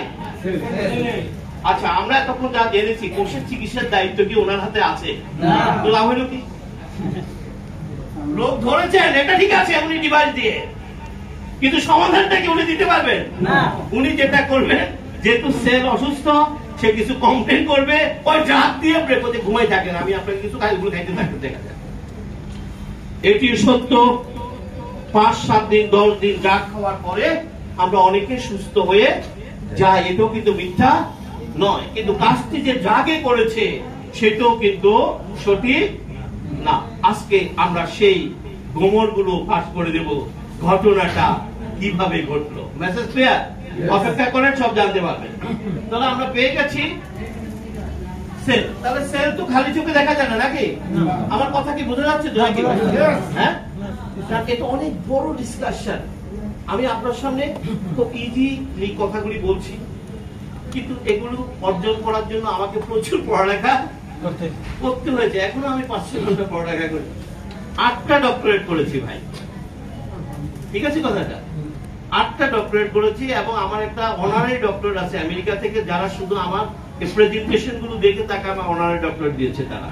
তারা বুঝতে হবে যে বিষয়গুলি অনেক ব্যাপক, কিন্তু আমি এমন ভাবে উপস্থাপনাটা করে যেন আমাদের সাধারণ মানুষ এগুলো বুঝতে পারে। কি মেসেজ ক্লিয়ার? তাহলে আসেন, কোষ তো খালি চোখে দেখা যায় না, নাকি? আসুন, দেহটাকে সেল দিয়ে তৈরি, আমরা এই অংশটুকু দেখবো। দেখবো সেল ছাড়া বডিতে কিছু নেই। আমরা একটু দেখি আমাদের জন্মটা কিভাবে হলো। বাবার একটা স্পার্ম, মায়ের একটি এগ মিলনের ফলে মাতৃজরায়ুতে প্রথম যে কোষটি জন্ম হয়েছিল, ইট ওয়াজ আওয়ার ফার্স্ট সেল। বিজ্ঞানীরা সেই প্রথম আদি কোষটি কি নাম রেখেছে? জাইগোট। তাহলে আমাদের আদি কোষটির নাম কি? জাইগোট। এই জাইগোট সৃষ্টির জন্য কিভাবে হয়েছে? এটা হচ্ছে ডিম্বাণু, আর এটি হচ্ছে স্পার্ম। বলছে মায়ের একটা ডিম্বাণুর সাথে বাবা 100 কোটি স্পার্ম ফাইট করেছে আপনার আমার জন্মের জন্য। সেখানে একটি মাত্র ডিম্বাণুর সাথে একটি মাত্র স্পার্ম কন্ট্যাক্ট করতে সক্ষম হয়, আউট অফ 100 কোটি স্পার্ম। এবং নতুন যে প্রাণের সঞ্চার হয়, ইট ওয়াজ আওয়ার ফার্স্ট সেল। আপনারা এখন যে ছবিটি দেখছেন, এটি জাইগোটের একটি অরিজিনাল ছবি। বিজ্ঞানীরা আধুনিক ইলেকট্রনিক ছবি দিয়ে এই ছবিটি তুলেছে। 6 দিন বয়সের ছবি। এটি 10 লক্ষ গুণ বড় করে দেখানো হয়েছে। আপনার আমার 6 দিন বয়সের ছবিটি ভালো করে দেখে নেন, কত গুণ বড় করে দেখানো হয়েছে। কিছু দেখা যায় ভাই? কিছু দেখা? এটা কিন্তু অরিজিনাল ছবি। তাহলে এই কোষটি তো এখন আপনি, নাকি? এই কোষটি আমি। তাহলে এখন আপনার উচ্চতা কত? 5 ফিট 6 ইঞ্চি, 7 ইঞ্চি, 5 ইঞ্চি। তখন ওনার উচ্চতা কত ছিল? কিছু তো একটা ছিল। বিজ্ঞানের আধুনিক প্রযুক্তি দিয়ে কোষটির আয়তন মেপেছে। আয়তন মেপে বলেছে এর আয়তন ছিল 0.6 মাইক্রন। What is micron? 1 মিটারে 10 লক্ষ ভাগের 1 ভাগকে বলে 1 মাইক্রন, তার চেয়ে ছোট। 1 মিটার মানে 39 ইঞ্চি। আপনি এটাকে যদি 10 লক্ষ ভাগ করেন, 1 ভাগ কত? 1 মাইক্রন। আমার আয়তন তার চেয়ে ছোট ছিল। এখন আপনার ওজন কত? 60 কেজি, 70 কেজি। তখন ওনার ওজন কত ছিল? বিজ্ঞানীরা এই কোষটির ওজন মেপেছে। ওজন মেপে বলেছে এই কোষটির ওজন ছিল 1 ন্যানোগ্রাম। What is nanogram? 1 গ্রামের 100 কোটি ভাগের 1 ভাগকে বলে 1 ন্যানোগ্রাম। এখন আপনার ওজন 60 কেজি। 1000 গ্রাম সমান 1 কেজি, এভাবে 60 কেজি। আর তখন ছিল 1 গ্রামের 100 কোটি ভাগের 1 ভাগ, 100 ভাগ না। তাহলে এটি কি ছিল? বিজ্ঞান বলছে এটি ছিল একটা অদৃশ্য লাইট। এই দেখেন, ধর্মের সাথে মিলে যায়। মানুষ নূর থেকে তৈরি হয়েছে, আলো থেকে তৈরি হয়েছে। বিজ্ঞানও কিন্তু বলছে এটি ছিল একটা অদৃশ্য লাইট, কিন্তু বিজ্ঞান বলছে সেই অদৃশ্য লাইটটি ছিল একটি লাইফ, একটা জীবনের সঞ্চার। তাহলে সেটা আরো আধুনিক ছবি বিজ্ঞানীরা তুলেছে। পেছনেরটা হলো মাতৃজরায়ু, আর এটা 6 ডেজ এমব্রয়ো, আরো আধুনিক ছবি তুলেছে। বিজ্ঞানীরা লক্ষ্য করলো আফটার 6 ডেজ এটি নড়ে চড়ে বসেছে এবং ডিভিশন হওয়া শুরু করলো নিয়ম মেনে। 1, 2, 4, 8, 16। যত ডিভিশন হওয়া শুরু করলো, ততই ক্ষুদ্র কোষটি আকার আকৃতিতে পরিবর্তন হতে লাগলো। 58 দিনের মাথায় 5 মিলিমিটার একটি পূর্ণাঙ্গ মানব ভ্রূণে পরিণত হয়ে গেল। কত দিনে? 58 দিনে। এই যে একটি পূর্ণাঙ্গ মানব ভ্রূণে পরিণত হলো, তার সমস্ত অঙ্গ প্রত্যঙ্গ তৈরি হয়। কোথেকে তৈরি হয়েছে? কোথেকে তৈরি হয়েছে? বিজ্ঞান বলছে ওই ক্ষুদ্র জায়গোটের ভিতরে আপনার দেহের সমস্ত অঙ্গ প্রত্যঙ্গের গোপন কোড লুকায়িত ছিল। ধরে একটা হাত আছে, লুকায়িত। আপনার হার্ট, আপনার কিডনি, আপনার লিভার, আপনার ব্রেন, হোল বডি কোথায় লুকায়িত ছিল? এই জায়গোটের ভিতরে 1 ন্যানোগ্রাম কোষের ভিতরে লুকায়িত ছিল। এটি ধীরে ধীরে শুধু কি হয়েছে? প্রকাশিত হয়েছে, বিকশিত হয়েছে। তাহলে এটি 9 মাস পর্যন্ত মাতৃ জরায়ুতে বিকশিত হবে, রাইট?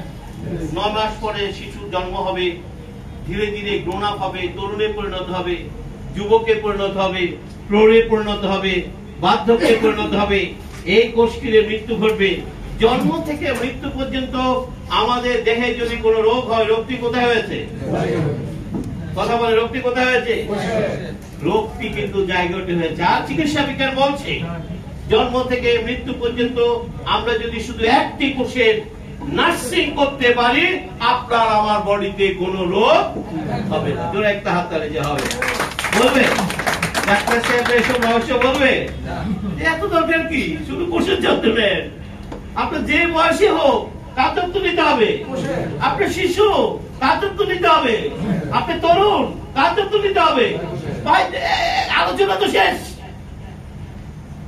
সেগুলো না করে সে কিন্তু আপনার বডিটাকে ভাগ্য করে নিয়ে যেতেছে। হ্যাঁ, ওই বুঝছেন তো, যত সেলকে অসুস্থ হবে তত বেশি রোগের সংখ্যা বেড়ে যাবে। আসলে সেটা দরকার হয় না। তাহলে আসেন, এই কোষটি 1000 বছর বাঁচতে পারে। কত বছর? বিজ্ঞান বলছে এই কোষটি 1000 বছর বাঁচতে পারে। আমাদের হাতে প্রমাণও আছে, আমাদের অনেক নবীজিরা 900 950 বছর বেঁচে ছিলেন, প্রমাণ তো আছে। তাহলে যে কোষটি 1000 বছর পর্যন্ত পৃথিবীতে বাঁচতে পারে, সেই কোষটি মাত্র 40, 45, 50 বছর যাওয়ার পর হার্ট নাই, কিডনি নাই, লিভার নাই, চোখ নাই, নাই নাই নাই নাই, সব ডাক্তার আর বাড়ি, সব ডাক্তার আর বাড়ি। কথা ঠিক আছে কিনা? আপনি একটি ঘর খুঁজে পাবেন না যেখানে একজন সুস্থ মানুষের সন্ধান পাওয়া যায়। কিন্তু এটা তো হওয়ার কথা না, এমন তো হওয়ার কথা না। তবে নিশ্চয়ই কোনো না কোনো কারণ আছে। এই কোষটা এত তাড়াতাড়ি কেন ড্যামেজ হলো? এত তাড়াতাড়ি তো ড্যামেজ হওয়ার কথা ছিল না। নিশ্চয়ই কোনো কারণ আছে। বিজ্ঞান কিছু কারণ আপনার সামনে উপস্থাপন করেছে। কিছু কারণ। প্রথম কারণ, কি কারণে এরকম হলো, সেলটা এত তাড়াতাড়ি ড্যামেজ হলো? প্রথম কারণ, এই যে কোষটি, কথা কি বোঝা যাচ্ছে নাকি? বুঝে নেন কেন আপনি এত তাড়াতাড়ি আমরা সিক হয়ে গেলাম। এই যে প্রথম যখন আমার কনসিভ করলো মাতৃ জরায়ুতে, আমাদের এখন একটা পেশন সকলের মেয়েদের, চল তো দেখি ছেলেটা মেয়ে হয়েছে। এই যে ছেলেরা মেয়ে হয়েছে, এই খালি চোখে দেখবেন না, মেশিন দিয়ে দেখবেন? এটা কথা বলেন, কি দিয়ে দেখবেন? এই মেশিনটার নাম হচ্ছে আল্ট্রাসাউন্ড। আচ্ছা, এই যে আল্ট্রাসাউন্ড, চিকিৎসা বিজ্ঞান বলেছে আল্ট্রাসাউন্ড করানো যাবে না, স্পষ্ট নিষেধ আছে। বলছে যদি কোনো জটিলতা হয় 1 বার কি 2 বার করানো যাবে। সেটা কে সিদ্ধান্ত দিবে? ডাক্তার সেই সিদ্ধান্ত দেবে। কয়বার?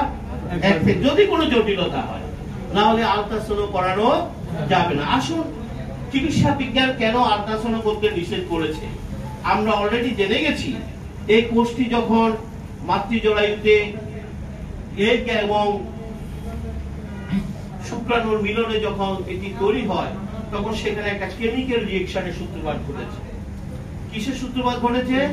একটা কেমিক্যাল রিঅ্যাকশনের সূত্রপাত। ওই যে একটা কেমিক্যাল রিঅ্যাকশনের সূত্রপাত ঘটেছে, সেটা আজও চলছে, মৃত্যুর আগ দিন পর্যন্ত চলবে। যদি একটা হাত ধরে যায়, আজ দিন পর্যন্ত কি বলছে?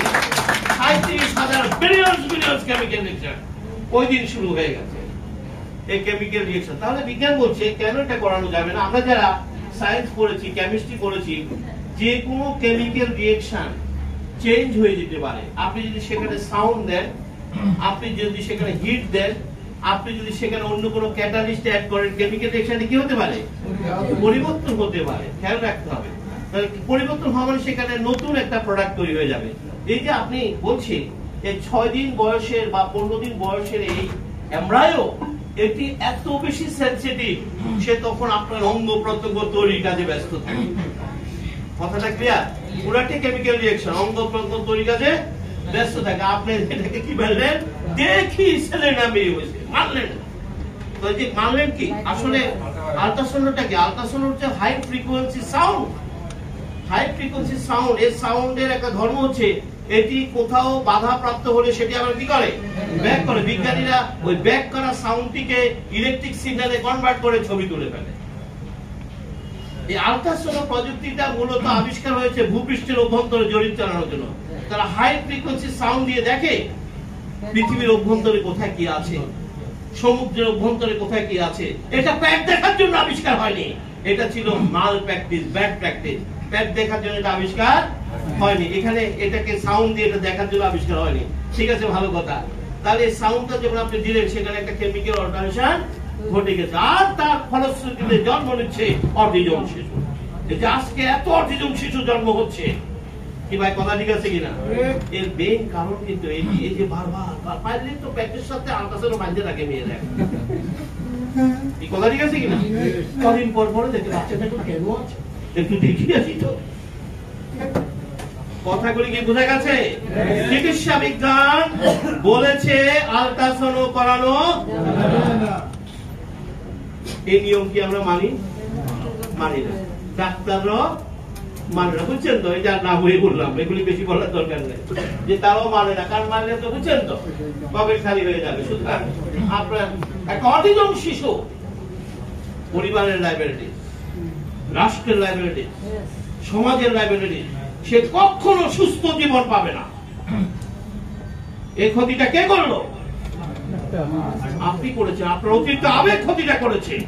চিকিৎসা বিজ্ঞান বলেছে আপনার এই ভ্রূণটিকে এত বেশি প্রাকৃতিক নিরাপত্তা দিয়ে পৃথিবীতে পাঠানো হয়েছে, সাধারণ কোনো কারণে এর কোনো ক্ষতি হবে না।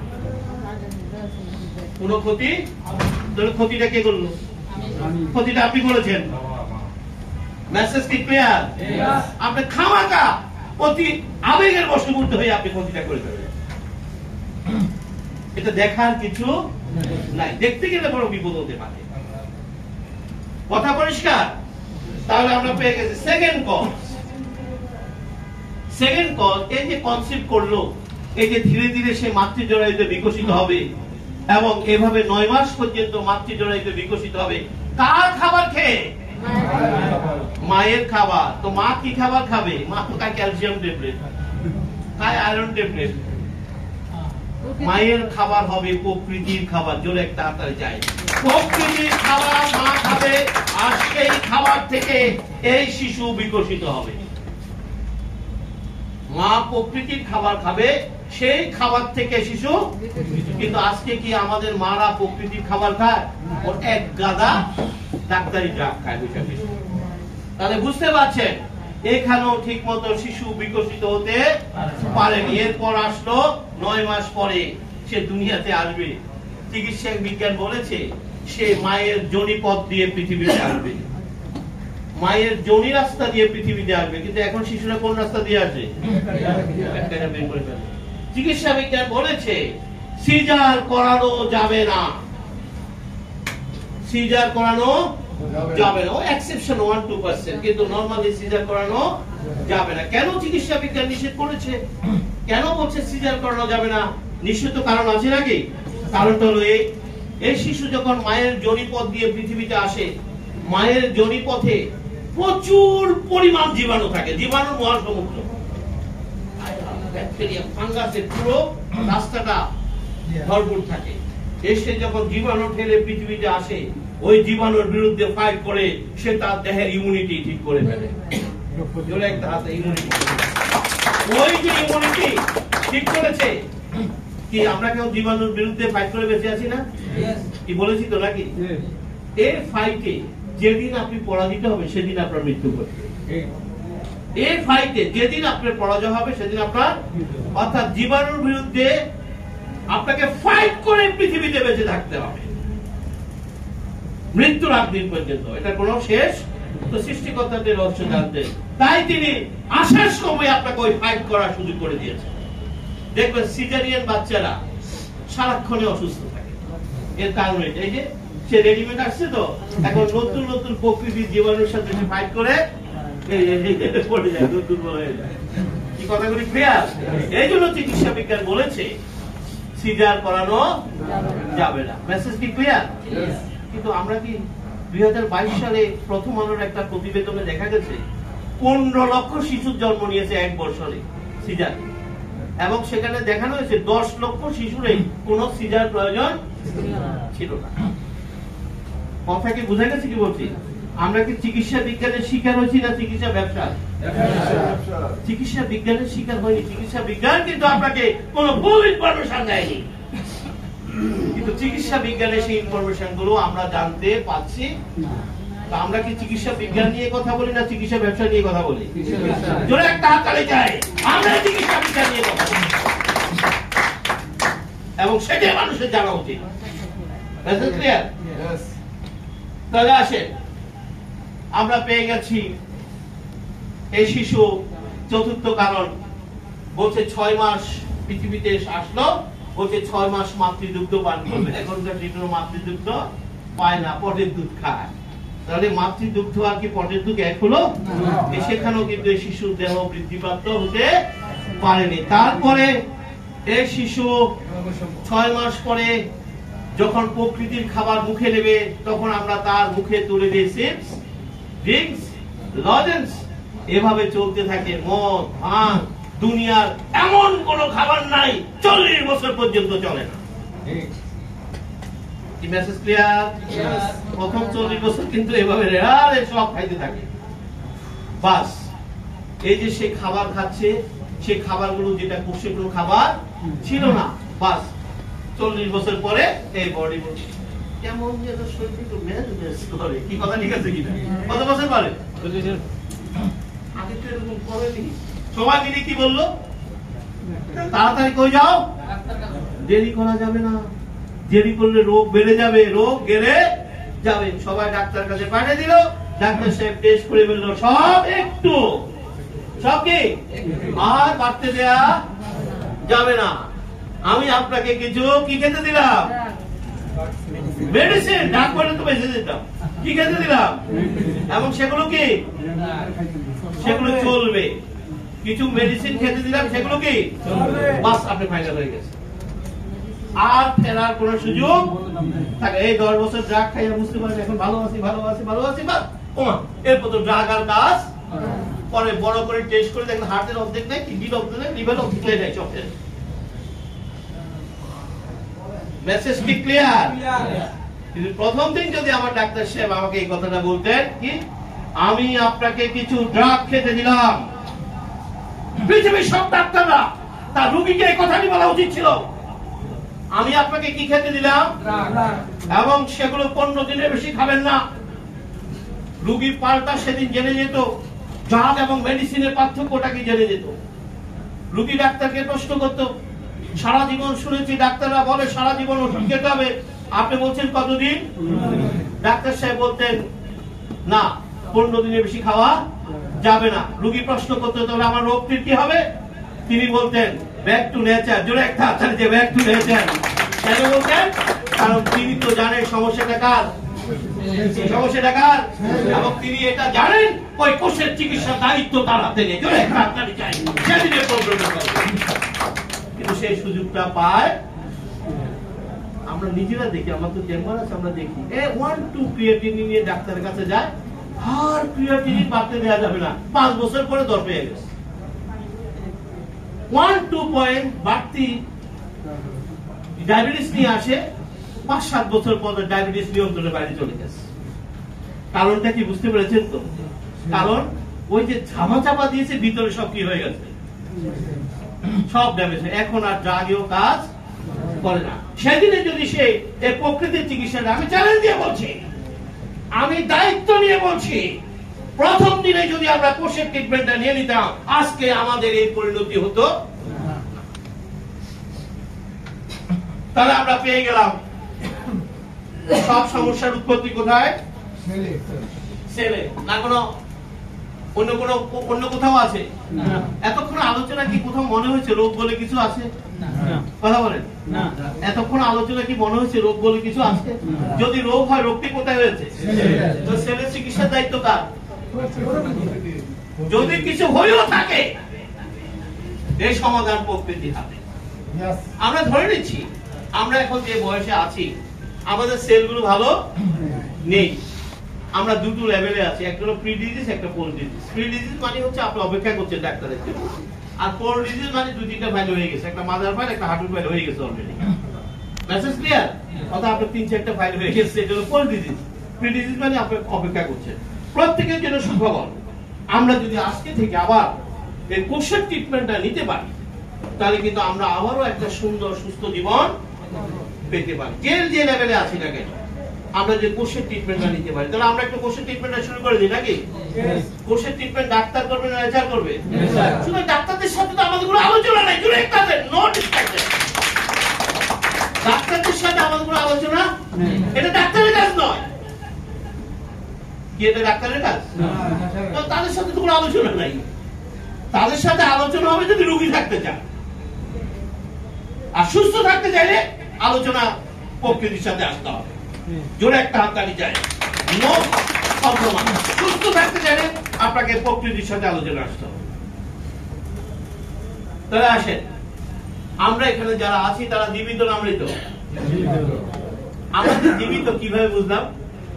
এটা সবচেয়ে বড় প্রমাণ হচ্ছে একটা মৃত মানুষ। গ্রামের দেশে বুড়ো বুড়ে কি বলে, নাই গো নাই, কি নাই? অর্থাৎ যদি বাতাস না থাকে একজন মানুষ মৃত। একজন সুস্থ মানুষ প্রতি মিনিটে, খুব গুরুত্বপূর্ণ আলোচনা এখন, প্রতি মিনিটে 18 থেকে 20 বার শ্বাস গ্রহণের মাধ্যমে 11,000 লিটার বাতাস গ্রহণ করে।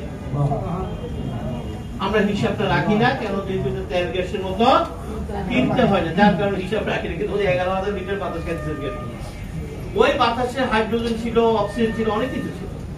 কিন্তু আপনার বডি সিস্টেম ওই বাতাস থেকে শুধুমাত্র অক্সিজেনটা রেখে বাকিটা ছেড়ে দিয়েছে। তো সিস্টেমটা আবার একটু সকলে করে, যে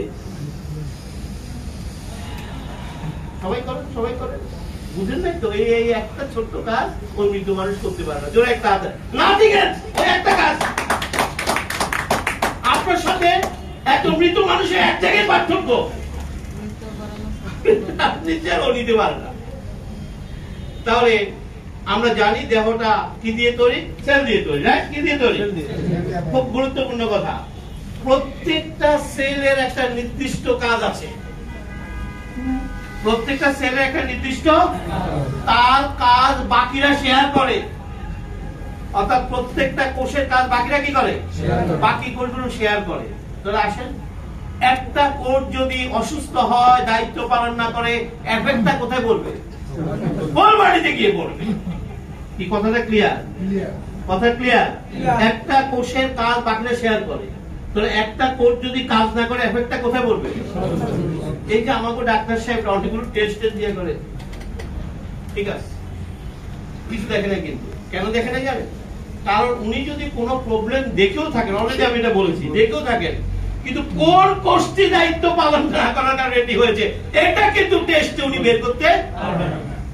উনি সমস্যাটা দেখেছেন, এই সমস্যাটার পেছনে তো অনেক কারণ।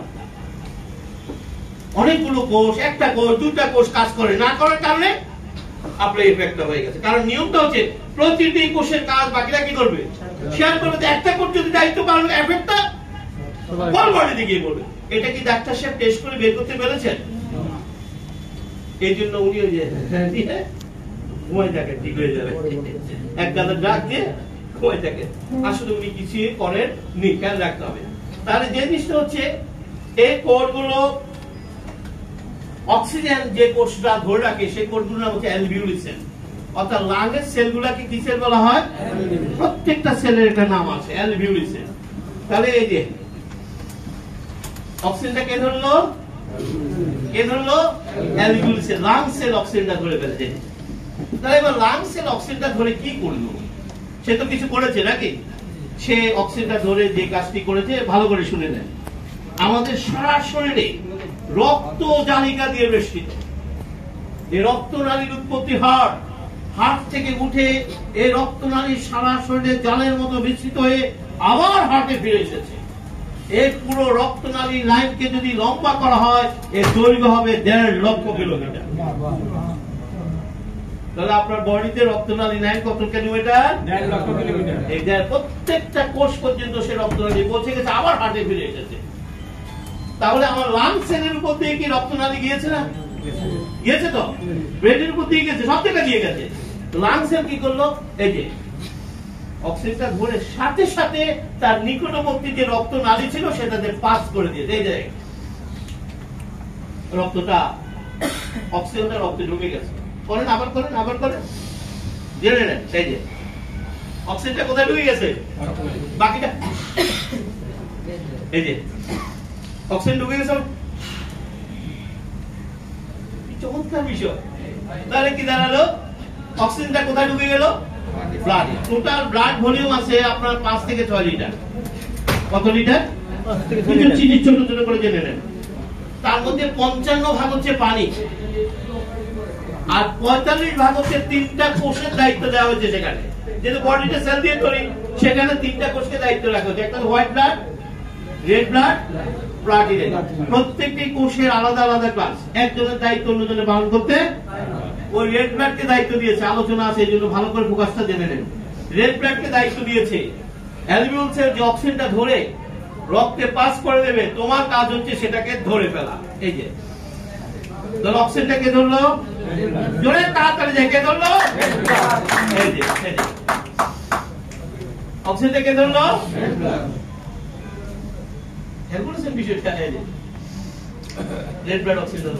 টোটাল প্রক্রিয়াটি সম্পন্ন হয় 1 সেকেন্ডে 1000 ভাগে 1 ভাগ সময়ের মধ্যে। এই যে অক্সিজেন নিলাম, ব্লাডে চলে গেল, রেড ব্লাড ধরে ফেললো। এই টোটাল প্রক্রিয়াটি 1 মিনিটে 1 সেকেন্ডে 1000 ভাগে 1 ভাগ সময়ের মধ্যে ঘটে যায়। এই যে তাহলে অক্সিজেনটা কে ধরলো, রেড ব্লাড। রেড ব্লাড অক্সিজেনটা ধরে কোথায় আসবে, হার্টে। আপনার হার্ট, তো মনোযোগী শুনবেন, আপনার হার্ট প্রতি মিনিটে 70 থেকে 72টা পাম্প করে। কয়টা পাম্প? 70 থেকে 72টা পাম্প করে 5 থেকে 6 লিটার রক্তকে 1 মিনিট সময়ের মধ্যে 1.5 লক্ষ কিলোমিটার ঘুরে নিয়ে আসে।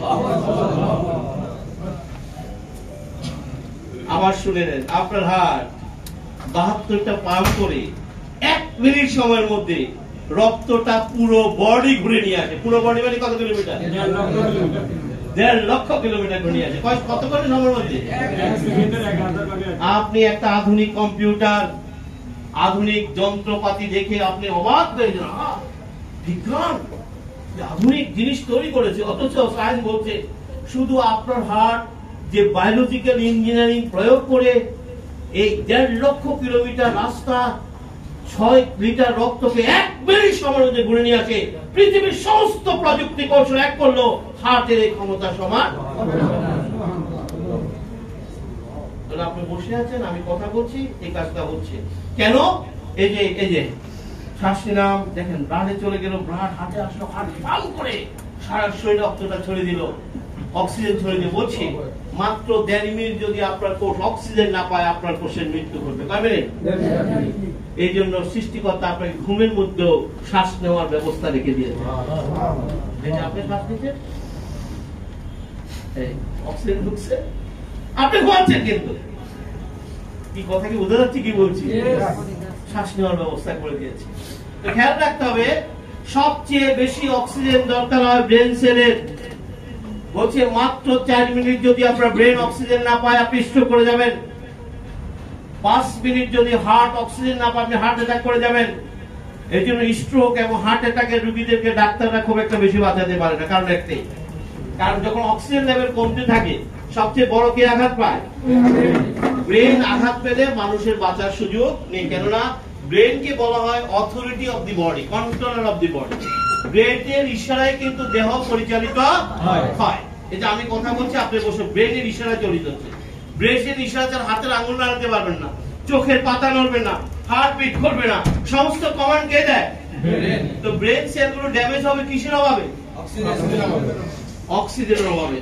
এবং অক্সিজেনের অভাবে ড্যামেজ হওয়ার কারণে সাথে সাথে একটা বডি ডেথ হতে পারে। তাহলে আসুন, আমাদের মৃত্যু ঘটবে ডাক্তারের অভাবে না অক্সিজেনের অভাবে? কিন্তু আমরা কি বলি, কেন সময় মতো যদি ডাক্তারের কাছে যেতে পারতো, মা পাশে লেখা যেত। আবার ডাক্তারও বল টাইম নিকেল আসলেন না। আজকে জেনে রাখেন, ওই ডাক্তারের কাছে হোক, ওই আইসিইউর ভিতরে হোক, আর বাসায় হোক, মৃত্যু ঘটবে অক্সিজেনের অভাবে। Message clear? মৃত্যু কার অভাবে ঘটবে? মৃত্যু কিন্তু ডাক্তারের অভাবে হবে না। ওই ডাক্তারের কাছে যদি আপনি মারা যান, অক্সিজেন বন্ধ হয়ে আপনার মৃত্যু ঘটবে। কারণ বিজ্ঞান বলছে আমার বডি সেল 1.5 মিনিটের বেশি বাঁচে না যদি অক্সিজেন, এই জন্য সৃষ্টিকর্তা আমাকে শ্বাস গ্রহণের ব্যবস্থা, একটা হাততালি দেন না নিজে খেয়াল করে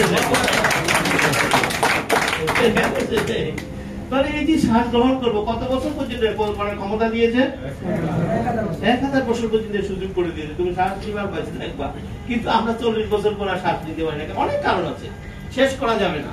শুধু একটা প্রধান কারণ, ওই যে কি বলছি, প্রথম 40 বছর 30 বছর বলছি আমরা প্রতি মিনিটে কয়টা শ্বাস নিচ্ছি মনে আছে তো? 18 থেকে 20টা। বলছি প্রতি শ্বাসে আপনার লাঙে 5 ট্রিলিয়ন রেড ব্লাড অপেক্ষা করে। কত ট্রিলিয়ন? টোটাল রেড ব্লাডের সংখ্যা আছে 30 ট্রিলিয়ন। আলোচনা আছে, একটু মনে রাখবেন। টোটাল রেড ব্লাডের সংখ্যা কত? তার মধ্যে 5 ট্রিলিয়ন রেড ব্লাড সবসময় আপনার লাঙে এসে বসে থাকে। কিসের জন্য জানেন? এটা শ্বাসের জন্য। সে শ্বাস গ্রহণ করে অক্সিজেনটা নিয়ে হাতে হাত পাম্প করে সারা শরীরে ছড়িয়ে দেবে। কিন্তু আমরা প্রথম 30 বছর কি করেছি ভাই? এই যে কিছু বুঝছেন না, বুঝেন না কি বলছি? ও বসে আছে কিসের জন্য? শ্বাসটা বসে আছে অক্সিজেনের জন্য। আর আমি কি করছি? সায়েন্স বলেছে 5 ট্রিলিয়ন রেড ব্লাড অক্সিজেন ছাড়াই চলে গেছে এবং কয়েকশো বিলিয়ন সেল মারা গেছে তখনই। কিন্তু আপনি বুঝতে পারেন, কেন বুঝতে পারেন নাই? ওই যে কোষের বেঁচে থাকার ক্ষমতা 1000 ইয়ার্স, সে বারবারই আপনি তাকে আঘাত করে সে আবার কি করেছে? আবার ঘুরে দাঁড়িয়ে একটা হাত তালি দেন না, আঘাত করেছে আবার সে কি করেছে? কত বছরের ভাই? আপনি 30 বছর যদি আঘাতটা করেন, সে যে আঘাত ফিরে আসার ক্ষমতা, সে তো তার কোষের ক্ষমতা ব্যবহার করছে। একটা পর্যায়ে সে আর ক্ষমতা ব্যবহার করতে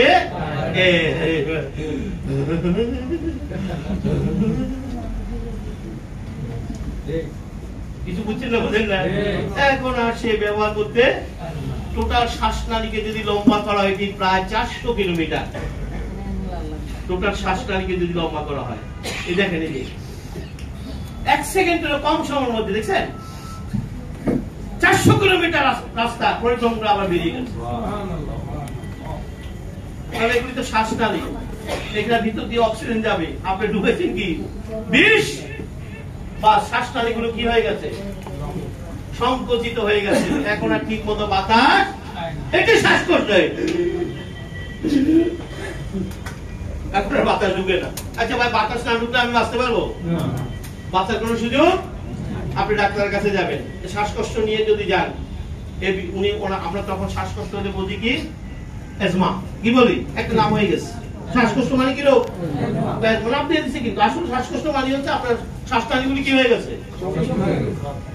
শিকল হয়ে গেছে, আর বাতাস ঠিক মতো ঢুকে না।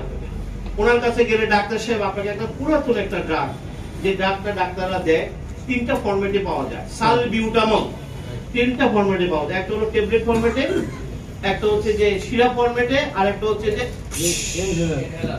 ইনহেলার। এই ড্রাগটার মেইন কাজ হচ্ছে, এটা একটা ড্রাগ মানে একটা কেমিক্যাল নাকি? এই কেমিক্যালটার কাজ হচ্ছে, আপনি যখন এই কেমিক্যালটা দিবেন তখন শ্বাসনালীগুলি আবার প্রসারিত হয়ে যাবে। যতক্ষণ কেমিক্যালের অ্যাকশন থাকবে ততক্ষণ কি থাকবে?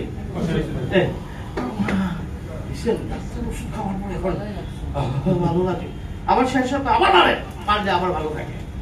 এই যে আপনি প্রথম ড্যামেজটা হচ্ছিল ন্যাচারাল ড্যামেজ, রাইট? প্রথম ড্যামেজটা কি ছিল? এখনকার ড্যামেজটা হচ্ছে কেমিক্যাল ড্যামেজ। জোরে একটা হাততালি চাই, আপনি আর বের হতে পারবেন। এটা আপনি ড্রাগ দিয়ে যে ম্যানেজমেন্ট নিচ্ছেন, এটা কেমিক্যাল ড্যামেজ। যে একটা মধ্যে আর পুশ করলেও কাজ হয় না। কিন্তু আমি প্রথম যখন আমার শ্বাসকষ্ট শুরু হচ্ছিল, আমি যদি আমার দেহটাকে আবারও ন্যাচারের কাছে ফিরে যেতাম, প্রবলেম কিন্তু সেদিনে জোরে একটা হাততালি চাই, সেদিনে সলভ হয়ে যেত। আমরা সে কাজ করে রাখবো। বড় ডাক্তার দেখেছি, এখন ভালো আছে, একটা ড্রাগ দিয়ে দিচ্ছে, খাইতেছে, ভালো আছে। কথা থেকে বোঝা যাচ্ছে কি বলছি? দেখো 7-8টা ডাক দিয়ে দেয়, খাইয়ে ভালো থাকবে, এখন ভালো আছে। আমি এমন লোকও দেখছি সিগারেট খোর, শ্বাসের জন্য সিগারেট খাইতে পারে না, পাম মানে শ্বাস ক্রিয়া করে তারপর সিগারেট খায়। তো ডাক্তার সাহেব আমার কি উপকারটা করছে জানেন? সিগারেট খেতে পারতাম না, এটা দেওয়ার পর খাইতে পারি।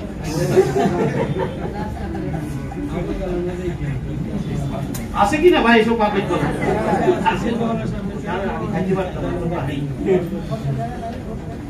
অথচ সিগারেট খাওয়ার কারণে এটা ড্যামেজ হয়েছে।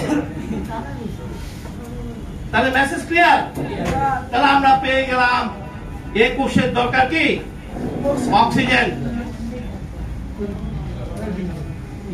এই কোষের কি দরকার? আমরা কিন্তু এখন খুব উইদিন 15 মিনিটের মধ্যে আমাদের আলোচনা শেষ হয়ে যাবে, কিন্তু খুব চূড়ান্ত পর্যায়ে আছি। কি মনে হয় না চূড়ান্ত পর্যায়ে আছি? কি মনে হয় তো যে আমি প্রথম যে কথাগুলি বলেছিলাম, কি মনে হয় যে আসলে তো আমরা ভুলের মধ্যে আছি? এই কোষের দরকার খাবার। কোষের কি দরকার? কোষের খাবারকে বলা হয় পুষ্টি, মুখের খাবারকে বলা হয় ফুড। সৃষ্টিকর্তার রহস্য জানতেন, তাই তিনি আমাদের খাবারের ব্যবস্থা করে দিয়েছেন। আমরা খাবার খাবো, সেই খাবার থেকে কোষ কি পাবে? পুষ্টি পাবে। কিন্তু বিজ্ঞান বলেছে আপনি যে খাবার খাচ্ছেন সেই খাবারে কোনো পুষ্টি নাই। এটা সহজ ভাষা, শুধু এই অংশটুকু কথা বলে 7 দিন সময় লাগবে শেষ করতে। শুধু সহজ কথা জেনে রেখেন, কোষের খাবার তৈরি হয় প্রকৃতির ঘরে, মুখের খাবার তৈরি হয় রান্নাঘরে। কোষের খাবার কোথায় তৈরি হয়? মুখের খাবার। 40 বছর ধরে কার খাবার খাইছেন? আমেরিকাতে এই বিষয়ের উপরে একটি গবেষণা হয়েছে। তারা গবেষণা করে বলেছে মাত্র 65 ডিগ্রি সেন্টিগ্রেড তাপমাত্রা যাওয়ার পর আপনার প্রকৃতির খাবারগুলো ড্যামেজ হতে শুরু করে। আমাদের খাবারগুলো 200, 250, 300 ডিগ্রি সেন্টিগ্রেড তাপমাত্রায় রান্না করা হয়। কি খেয়েছেন? টক্সিন। কতগুলো কি খেয়েছেন? ওই খাবারে কোনো কোষের খাবার ছিল না। তাহলে 40 বছর ধরে সে কিন্তু আপনার আঘাত সহ্য করেছে, এবার সে আর সহ্য করতে পারে না। আর কত 40 বছর ধরে আপনি তার অক্সিজেন দেন নাই, তাদের খাবার দেন নাই, এখন তো সে আর কাল সামলাতে পারে না। এই যে টক্সিন গুলো খেয়েছেন, এই টক্সিন গুলো কোথায় গেছে ভাই? এগুলি আপনার হার্টে জমে গেছে, কিডনিতে জমে গেছে, রক্তে জমে গেছে। আর এগুলি তো কোষ খায় নাই। কোষ কি খাবে? সে তো নিউট্রিশন পায় না। তাহলে ডবল আঘাত হয়েছে 40 বছর। কি একটা হচ্ছে নিউট্রিশন পায় না। নিউট্রিশন মানে হচ্ছে কি? তার নার্সিং, তার টেক কেয়ার। নিউট্রিশন মানে কি? তার টেক কেয়ার। সেটা পায় নাই। নিউট্রিশন তো পায় নাই, 3 বেলা কি পাইছে ভাই? মানে তাদের তো খাবার দেনে নাই, আদর করেন নাই, 3 বেলা শুধু থাপড়েছেন। সকালে একবার, দুপুরে একবার, আবার সুযোগ পেলে বিকালে একবার। কি ভাই ঠিক আছে কিনা? যাই দুনিয়ার বাধা পড়া থেকে এখন খাই আসছে, KFC তে খাই আসছে। অর্থাৎ সারাক্ষণই কোষকে আপনি আহত করেছেন। কোষের খাবার তৈরি হয় কোথায়? মুখের খাবার। কোষের খাবার কখনো বিজ্ঞান বানাতে পারে না। কোষের খাবার কখনো রান্না করে হয় না। কোষের খাবার। এটা সবচেয়ে বড় প্রমাণ কি জানেন? বনের পশু পাখি আর আমাদের মধ্যে কোনো পার্থক্য নেই। আমরা দুইজনে জানোয়ার। আমরা হচ্ছে আশরাফুল মাখলুকাত, শ্রেষ্ঠ জানোয়ার। তো শ্রেষ্ঠ জানোয়ারদের এত ডাক্তার যাদের কেন দরকার হয়, তাদের কেন দরকার হয় না? ওই তাদের কোনো হাসপাতাল আছে? তাদের কোনো ডাক্তার আছে? আমার জানোয়ারের কেন দরকার হয়? উত্তর একটাই, তাদের কোনো রান্নাঘর নেই। কি নাই? আর আমাদের আছে আধুনিক রান্নাঘর। আমরা খাবারগুলোকে এনে এমন ভাবে চেঞ্জ করে ফেলি, সব টক্সিন করে বডিতে ঢুকে দিচ্ছি। বাস আমার জন্য দেবী সেটি দাঁড়িয়ে গেছে। তাহলে দেবী সেটিকে কে বানালো? আমরা। আপনি বানিয়েছেন। জোরে একটা হাততালি চাই। আপনি বানিয়েছেন। এরপর যদি অসুস্থ না হতো দেবী সেটি কোনো প্রয়োজন? আচ্ছা, অসুস্থ হওয়ার পরও কি তিনি সংশোধন করতে পারবেন? কথা বলেন। উনি সংশোধন করতে গেলে আপনাকে আবারও নেচারের কাছে ফেরত যেতে হবে। জোরে একটা হাত তালি চাই। কিন্তু আমরা অসুস্থ হওয়ার পর আবার ডাক্তারের কাছে যাই, তখন আর বেরোতে পারি না। তাহলে আমরা পেয়ে গেলাম কোষের জন্য দরকার অক্সিজেন এবং খুব মনোযোগ দিয়ে শুনে রাখেন, আপনার কোষ অক্সিজেন এবং নিউট্রিশন ছাড়া আর কাউকে চেনে। আপনি যখন সিঙ্গাপুর যাচ্ছেন, ব্যাংকক যাচ্ছেন, বড় বড় ডাক্তারের কাছে যাচ্ছেন, আর আপনার কোষ কি বলে জানেন? হায় হায়, আমার কই নিয়ে গেলাম, উনি কে? আমি তো ওনাকে চিনি না। বেনিফিট আপনার কোষে কি বলে? আপনি বলছেন বাবারা সিঙ্গাপুর নিয়ে গেছে, আর আপনার কোষ বলে ও ভাই এটা কি? আমি তো চিনি না। আমার দরকার কি? আমার দরকার অক্সিজেন এবং নিউট্রিশন। আমার তো এগুলি দরকার। আমি আবারও বলছি, আমি আপনাদের যে কথাগুলি বলছি এগুলো একাডেমিক্যালি পড়ানো হয়, এটি সত্য, কিন্তু এগুলি কখনো ডাক্তাররা বলবেন কখনই বলবেন না, ভবিষ্যতে কখনো বলবেন। মেসেজটা কি ক্লিয়ার? এটা বললে ওনার ব্যবসা কিন্তু থাকবে না। আমরা তো বলছি ইমার্জেন্সি যদি ড্রাগের দরকার হয় কতদিন খাবো? খান, অসুবিধা তো নাই, ড্রাগ সিগন্যাল বন্ধ করবো, অসুবিধা নাই, দরকার হলে করেন। কিন্তু আপনি যদি মনে করেন না ওই ডাক্তার ওষুধ খেয়ে ভালো আছে, তাহলে বিপদে পড়বেন। তাহলে আসুন আমরা ধরে নিচ্ছি আমাদের সেলগুলো খুব খারাপ, আমরা এই মেথডটা প্রয়োগ করে আশা করি আমরা এখন আবার রোগমুক্ত হয়ে যেতে পারবো। স্টেম সেল নিউট্রিশন থেরাপি, জোরে একটা হাত, স্টেম সেল নিউট্রিশন থেরাপি।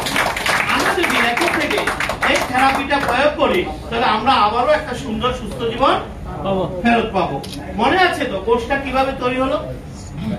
মনে আছে জাইগোটটা কিভাবে তৈরি হলো? এবং জাইগোট আমি সব বলেছি, এই জন্য বলছি হারাবেন না।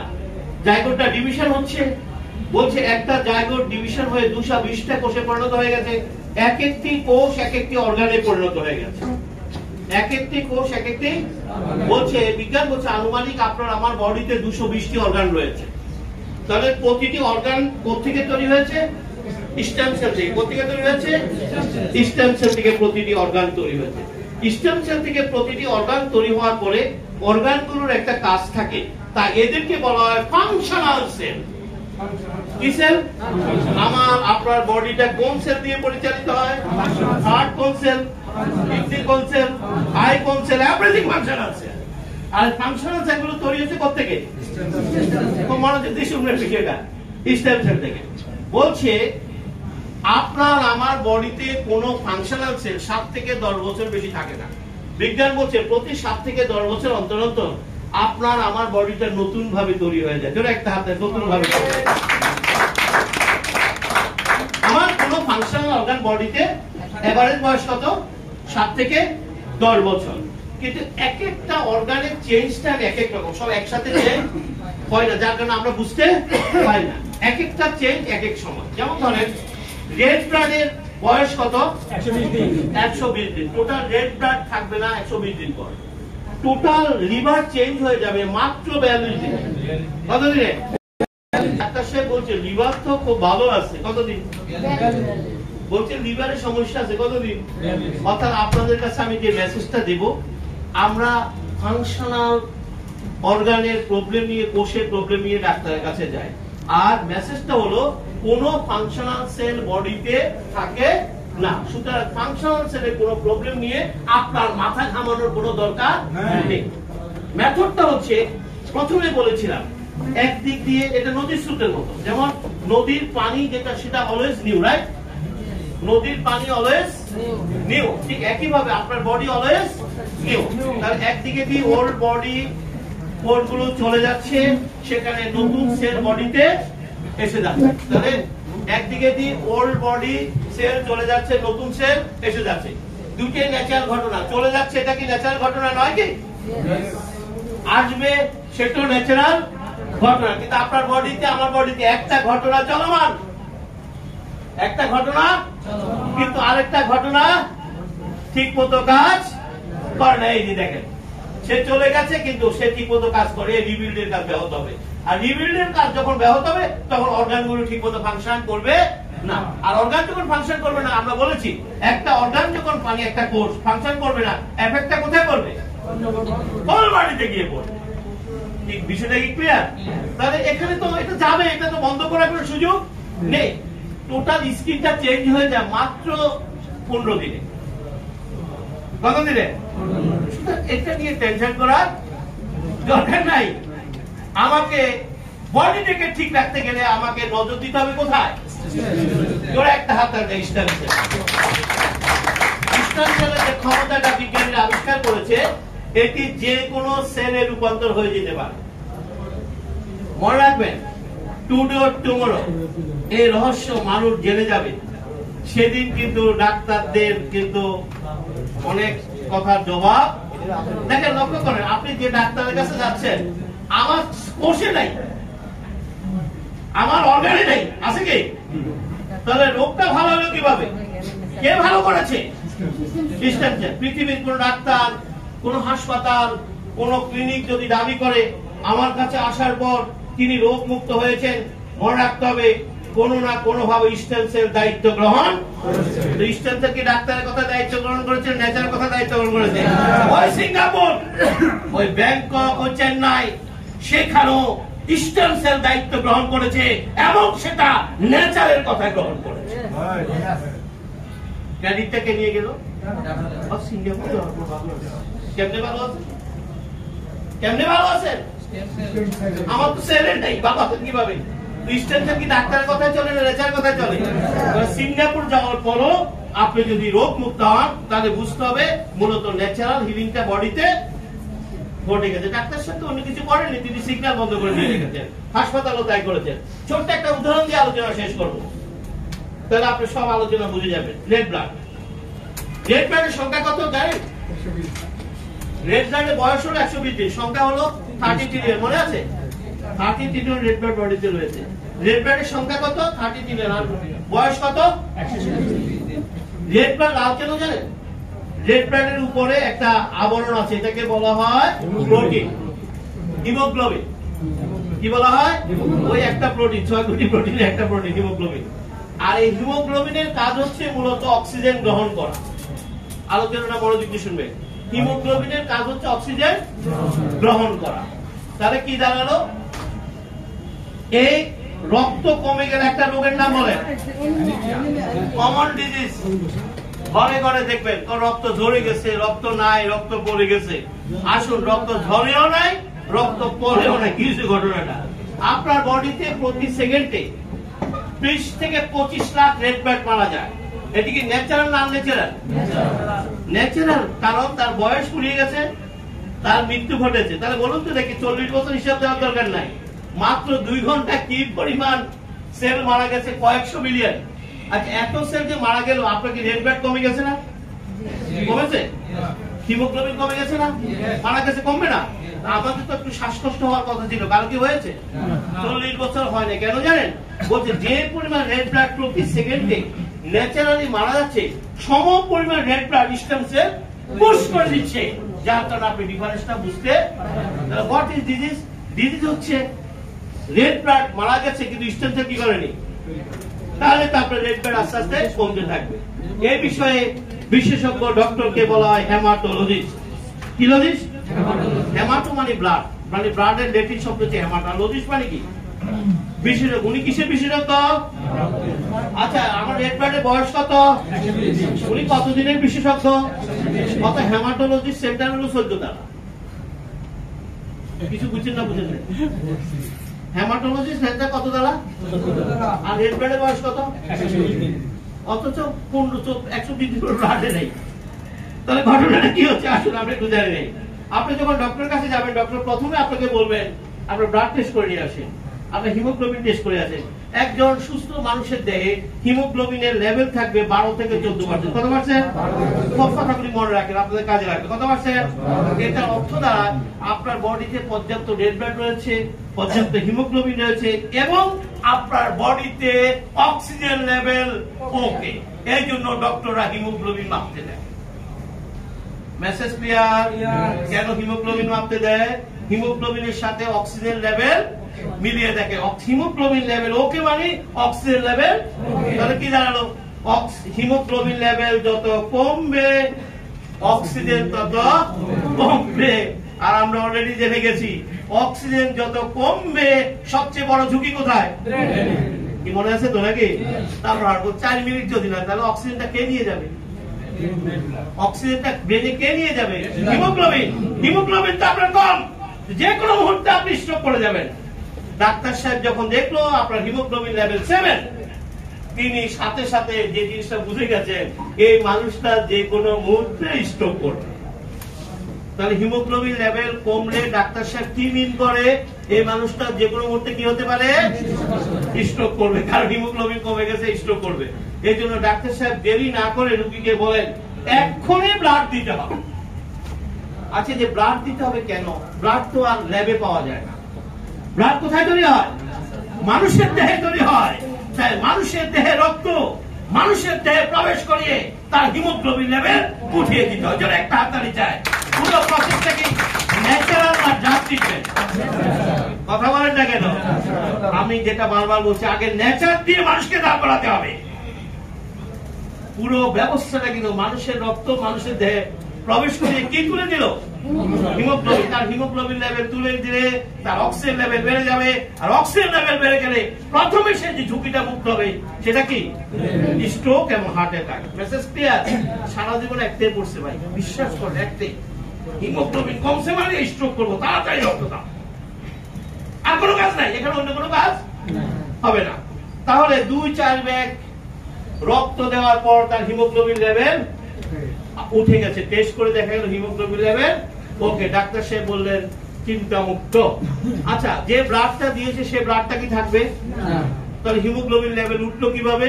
উনি তো আর কিছু করেননি, আইনো তিনি কিছু করেননি, কিন্তু তিনি একটা সাজেশন কি বলছে, একটু দুধ খান, একটু ডিম খান, একটু ফলমূল খান, যা 10 বছরে খাইনি 10 দিন বসে খাইছে।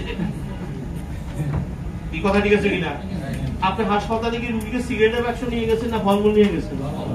ওখানে ছিল রহস্য, ওই ফলমূলের ভিতরে ছিল প্রকৃতির নিউট্রিশন। আর সেই নিউট্রিশন কাকে বশ করেছে?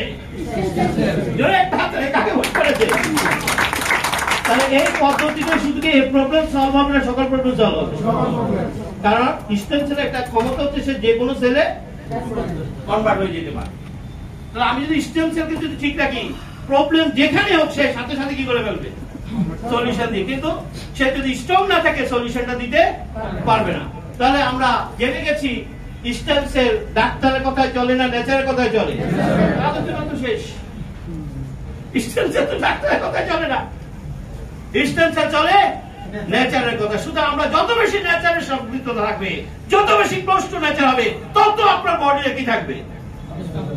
ভালো থাকবে। যদি একটা হাতে ভালো থাকবে, আপনার কোথায় রোগ নিয়ে ভাবার দরকার নাই। আপনার রোগ হলো, এরা কিন্তু বডিতে কেউ। এখানে একটা নতুন কথা বেরোচ্ছে কি জানেন? হাড় ক্ষয়ে গেছে, গেলে তো হাড় ক্ষয়ে গেছে, গেলে তো কি ক্ষয়ে গেছে, আর হাড় ক্ষয় হইলো কি করে? হাড় ক্ষয় হয় না, নতুন হাড় তৈরি হয়নি। আরে ভাই, হাড় যদি ক্ষয় হয়, নতুন হাড় যদি তৈরি না হয়, হাড় বিলীন হয়ে যাবে, আবার ক্ষয় কি? কিন্তু আপনাকে ধরা দিছে কি? Message clear? কোনো কিছুই ক্ষয় হয় না, মূলত নতুন জিনিস আসে নাই। Message clear? তো নতুন জিনিস আসার ক্ষমতা তো তার হাতে নেই, এটা কার হাতে? এই জন্য উনি এটা বলে না, এটা বলে না। ঠিক আছে, ড্রাগ খাইতে থাকেন, এই ড্রাগ খাইয়া আপনাকে আবার শেষ করে দিচ্ছে। তো আসুন এটা একটু শেষ করে দিচ্ছে আলোচনা। তাহলে মনে আছে তো এগুলি কি সেল? কি সেল? আর সেলের একটা ন্যাচারাল ক্যারেক্টার হচ্ছে, সে যদি সিক হয় সে একটা সিগন্যাল পাঠায় কার কাছে? মনে আছে তো? সে সিগন্যাল কাকে পাঠাবে? ব্রেনের সিগন্যাল পাঠাবে। আর ডাক্তার সাথে উনি জানেন, উনি কি করেন, একটা ড্রাগ দিয়ে ব্রেনের সাথে পুরো হার্টের ব্যথা হোক আর কিডনির ব্যথা হোক আর লিভার ব্যথা, আমি দায়িত্ব নিয়ে বলছি, যে ব্যথাই হোক আপনার ড্রাগ ব্রেনের সাথে সিগন্যাল বন্ধ করে দিয়ে বসে থাকে। এটা এখন দেখি তো উনি হচ্ছেন মাজার ব্যথার বিশেষজ্ঞ, মানে অবাক লাগে। উনি হচ্ছেন মাসেল ব্যথার বিশেষজ্ঞ। খেয়াল করছে? আসলে কি মাসেল ব্যথার কোনো বিশেষজ্ঞ আছে? ব্যথা মানে হচ্ছে পেইন অফ সেল, কোষের কান্না। সে মাজার ব্যথা হোক আর পেটের ব্যথা হোক, আর সেই সিগন্যাল কাকে পাঠাবে? ওনার কাছে কিন্তু যে ব্যথার স্পেশালিস্ট কাজে একটা বন্ধ করে রাখে। অবশ্যই সেটা সেই মুহূর্তে দরকার আছে। কতদিন? সেই মুহূর্তে সেটা দরকার আছে, কারণ এত অসহ্য ব্যথা ওই মুহূর্তে যদি আপনি তাকে বলেন নেচার করে, তার ভালো লাগবে না। তাকে ওই মুহূর্তে ট্রিটমেন্টটা দিতে হবে এবং সাথে সাথে বলতে হবে ব্যাক টু নেচার। যখন সেলগুলো ডেভেলপ করবে আস্তে আস্তে প্রবলেম চলে যাবে। তো আসুন, আমরা অলরেডি পেয়ে গেছি 6 nutrition: amino acid, glucose, fatty acid, vitamins, minerals, water.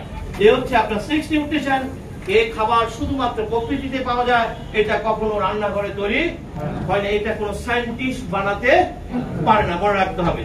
আর মূলত আমি এতক্ষণ যে আলোচনা করেছি, আপনাদের যে এখানে যে প্রোডাক্টটা নিয়ে এসেছে এই স্পেক্টর, এগুলো হচ্ছে ডিজাইন করা বিজ্ঞানীদের স্টেম সেল নিউট্রিশন।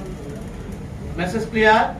ডিজাইন করা কি নিউট্রিশন, এটা মূলত আপনার স্টেম সেলকে কি করবে, আপনার স্টেম সেলকে বুস্ট করবে। কারণ এটির ভিতরে এই জিনিসগুলো সুন্দরভাবে বিজ্ঞানীরা প্রকৃতির দুর্লভ গাছগাছালি থেকে এগুলি তারা সংগ্রহ করে এখানে তারা নিয়ে এসেছে, এবং সেটাকে এমন ন্যানো টেকনোলজির পাউডার তৈরি করেছে যে খাবার থেকে আমার দেহ কোষের জন্য খাবার তৈরি করে সেটা ঠিক ওইভাবে বাইরে সেটা তারা এটাকে করে ফেলছে, যেটা সরাসরি জীবের নিচ দিয়ে ডিরেক্টলি ব্লাডে চলে যায় এবং সরাসরি কোষকে সচল করে। আর আমার প্রবলেমটা কিন্তু সেখানে ছিল, যদি একটা হাত যায় সেখানে ছিল, কারণ কোষ তো মরে যাচ্ছে, কোষ তো চলে যাচ্ছে, নতুন কোষ, এটাই ছিল প্রবলেম। আমার সমস্যা কিন্তু ওখানে ছিল না, কোষ চলে যাচ্ছে, নতুন কোষ, নতুন কোষ কে তৈরি করবে? এটা তো ড্রাগ করতে পারবে না, এটা আপনাকে নিউট্রিশন দিতে হবে।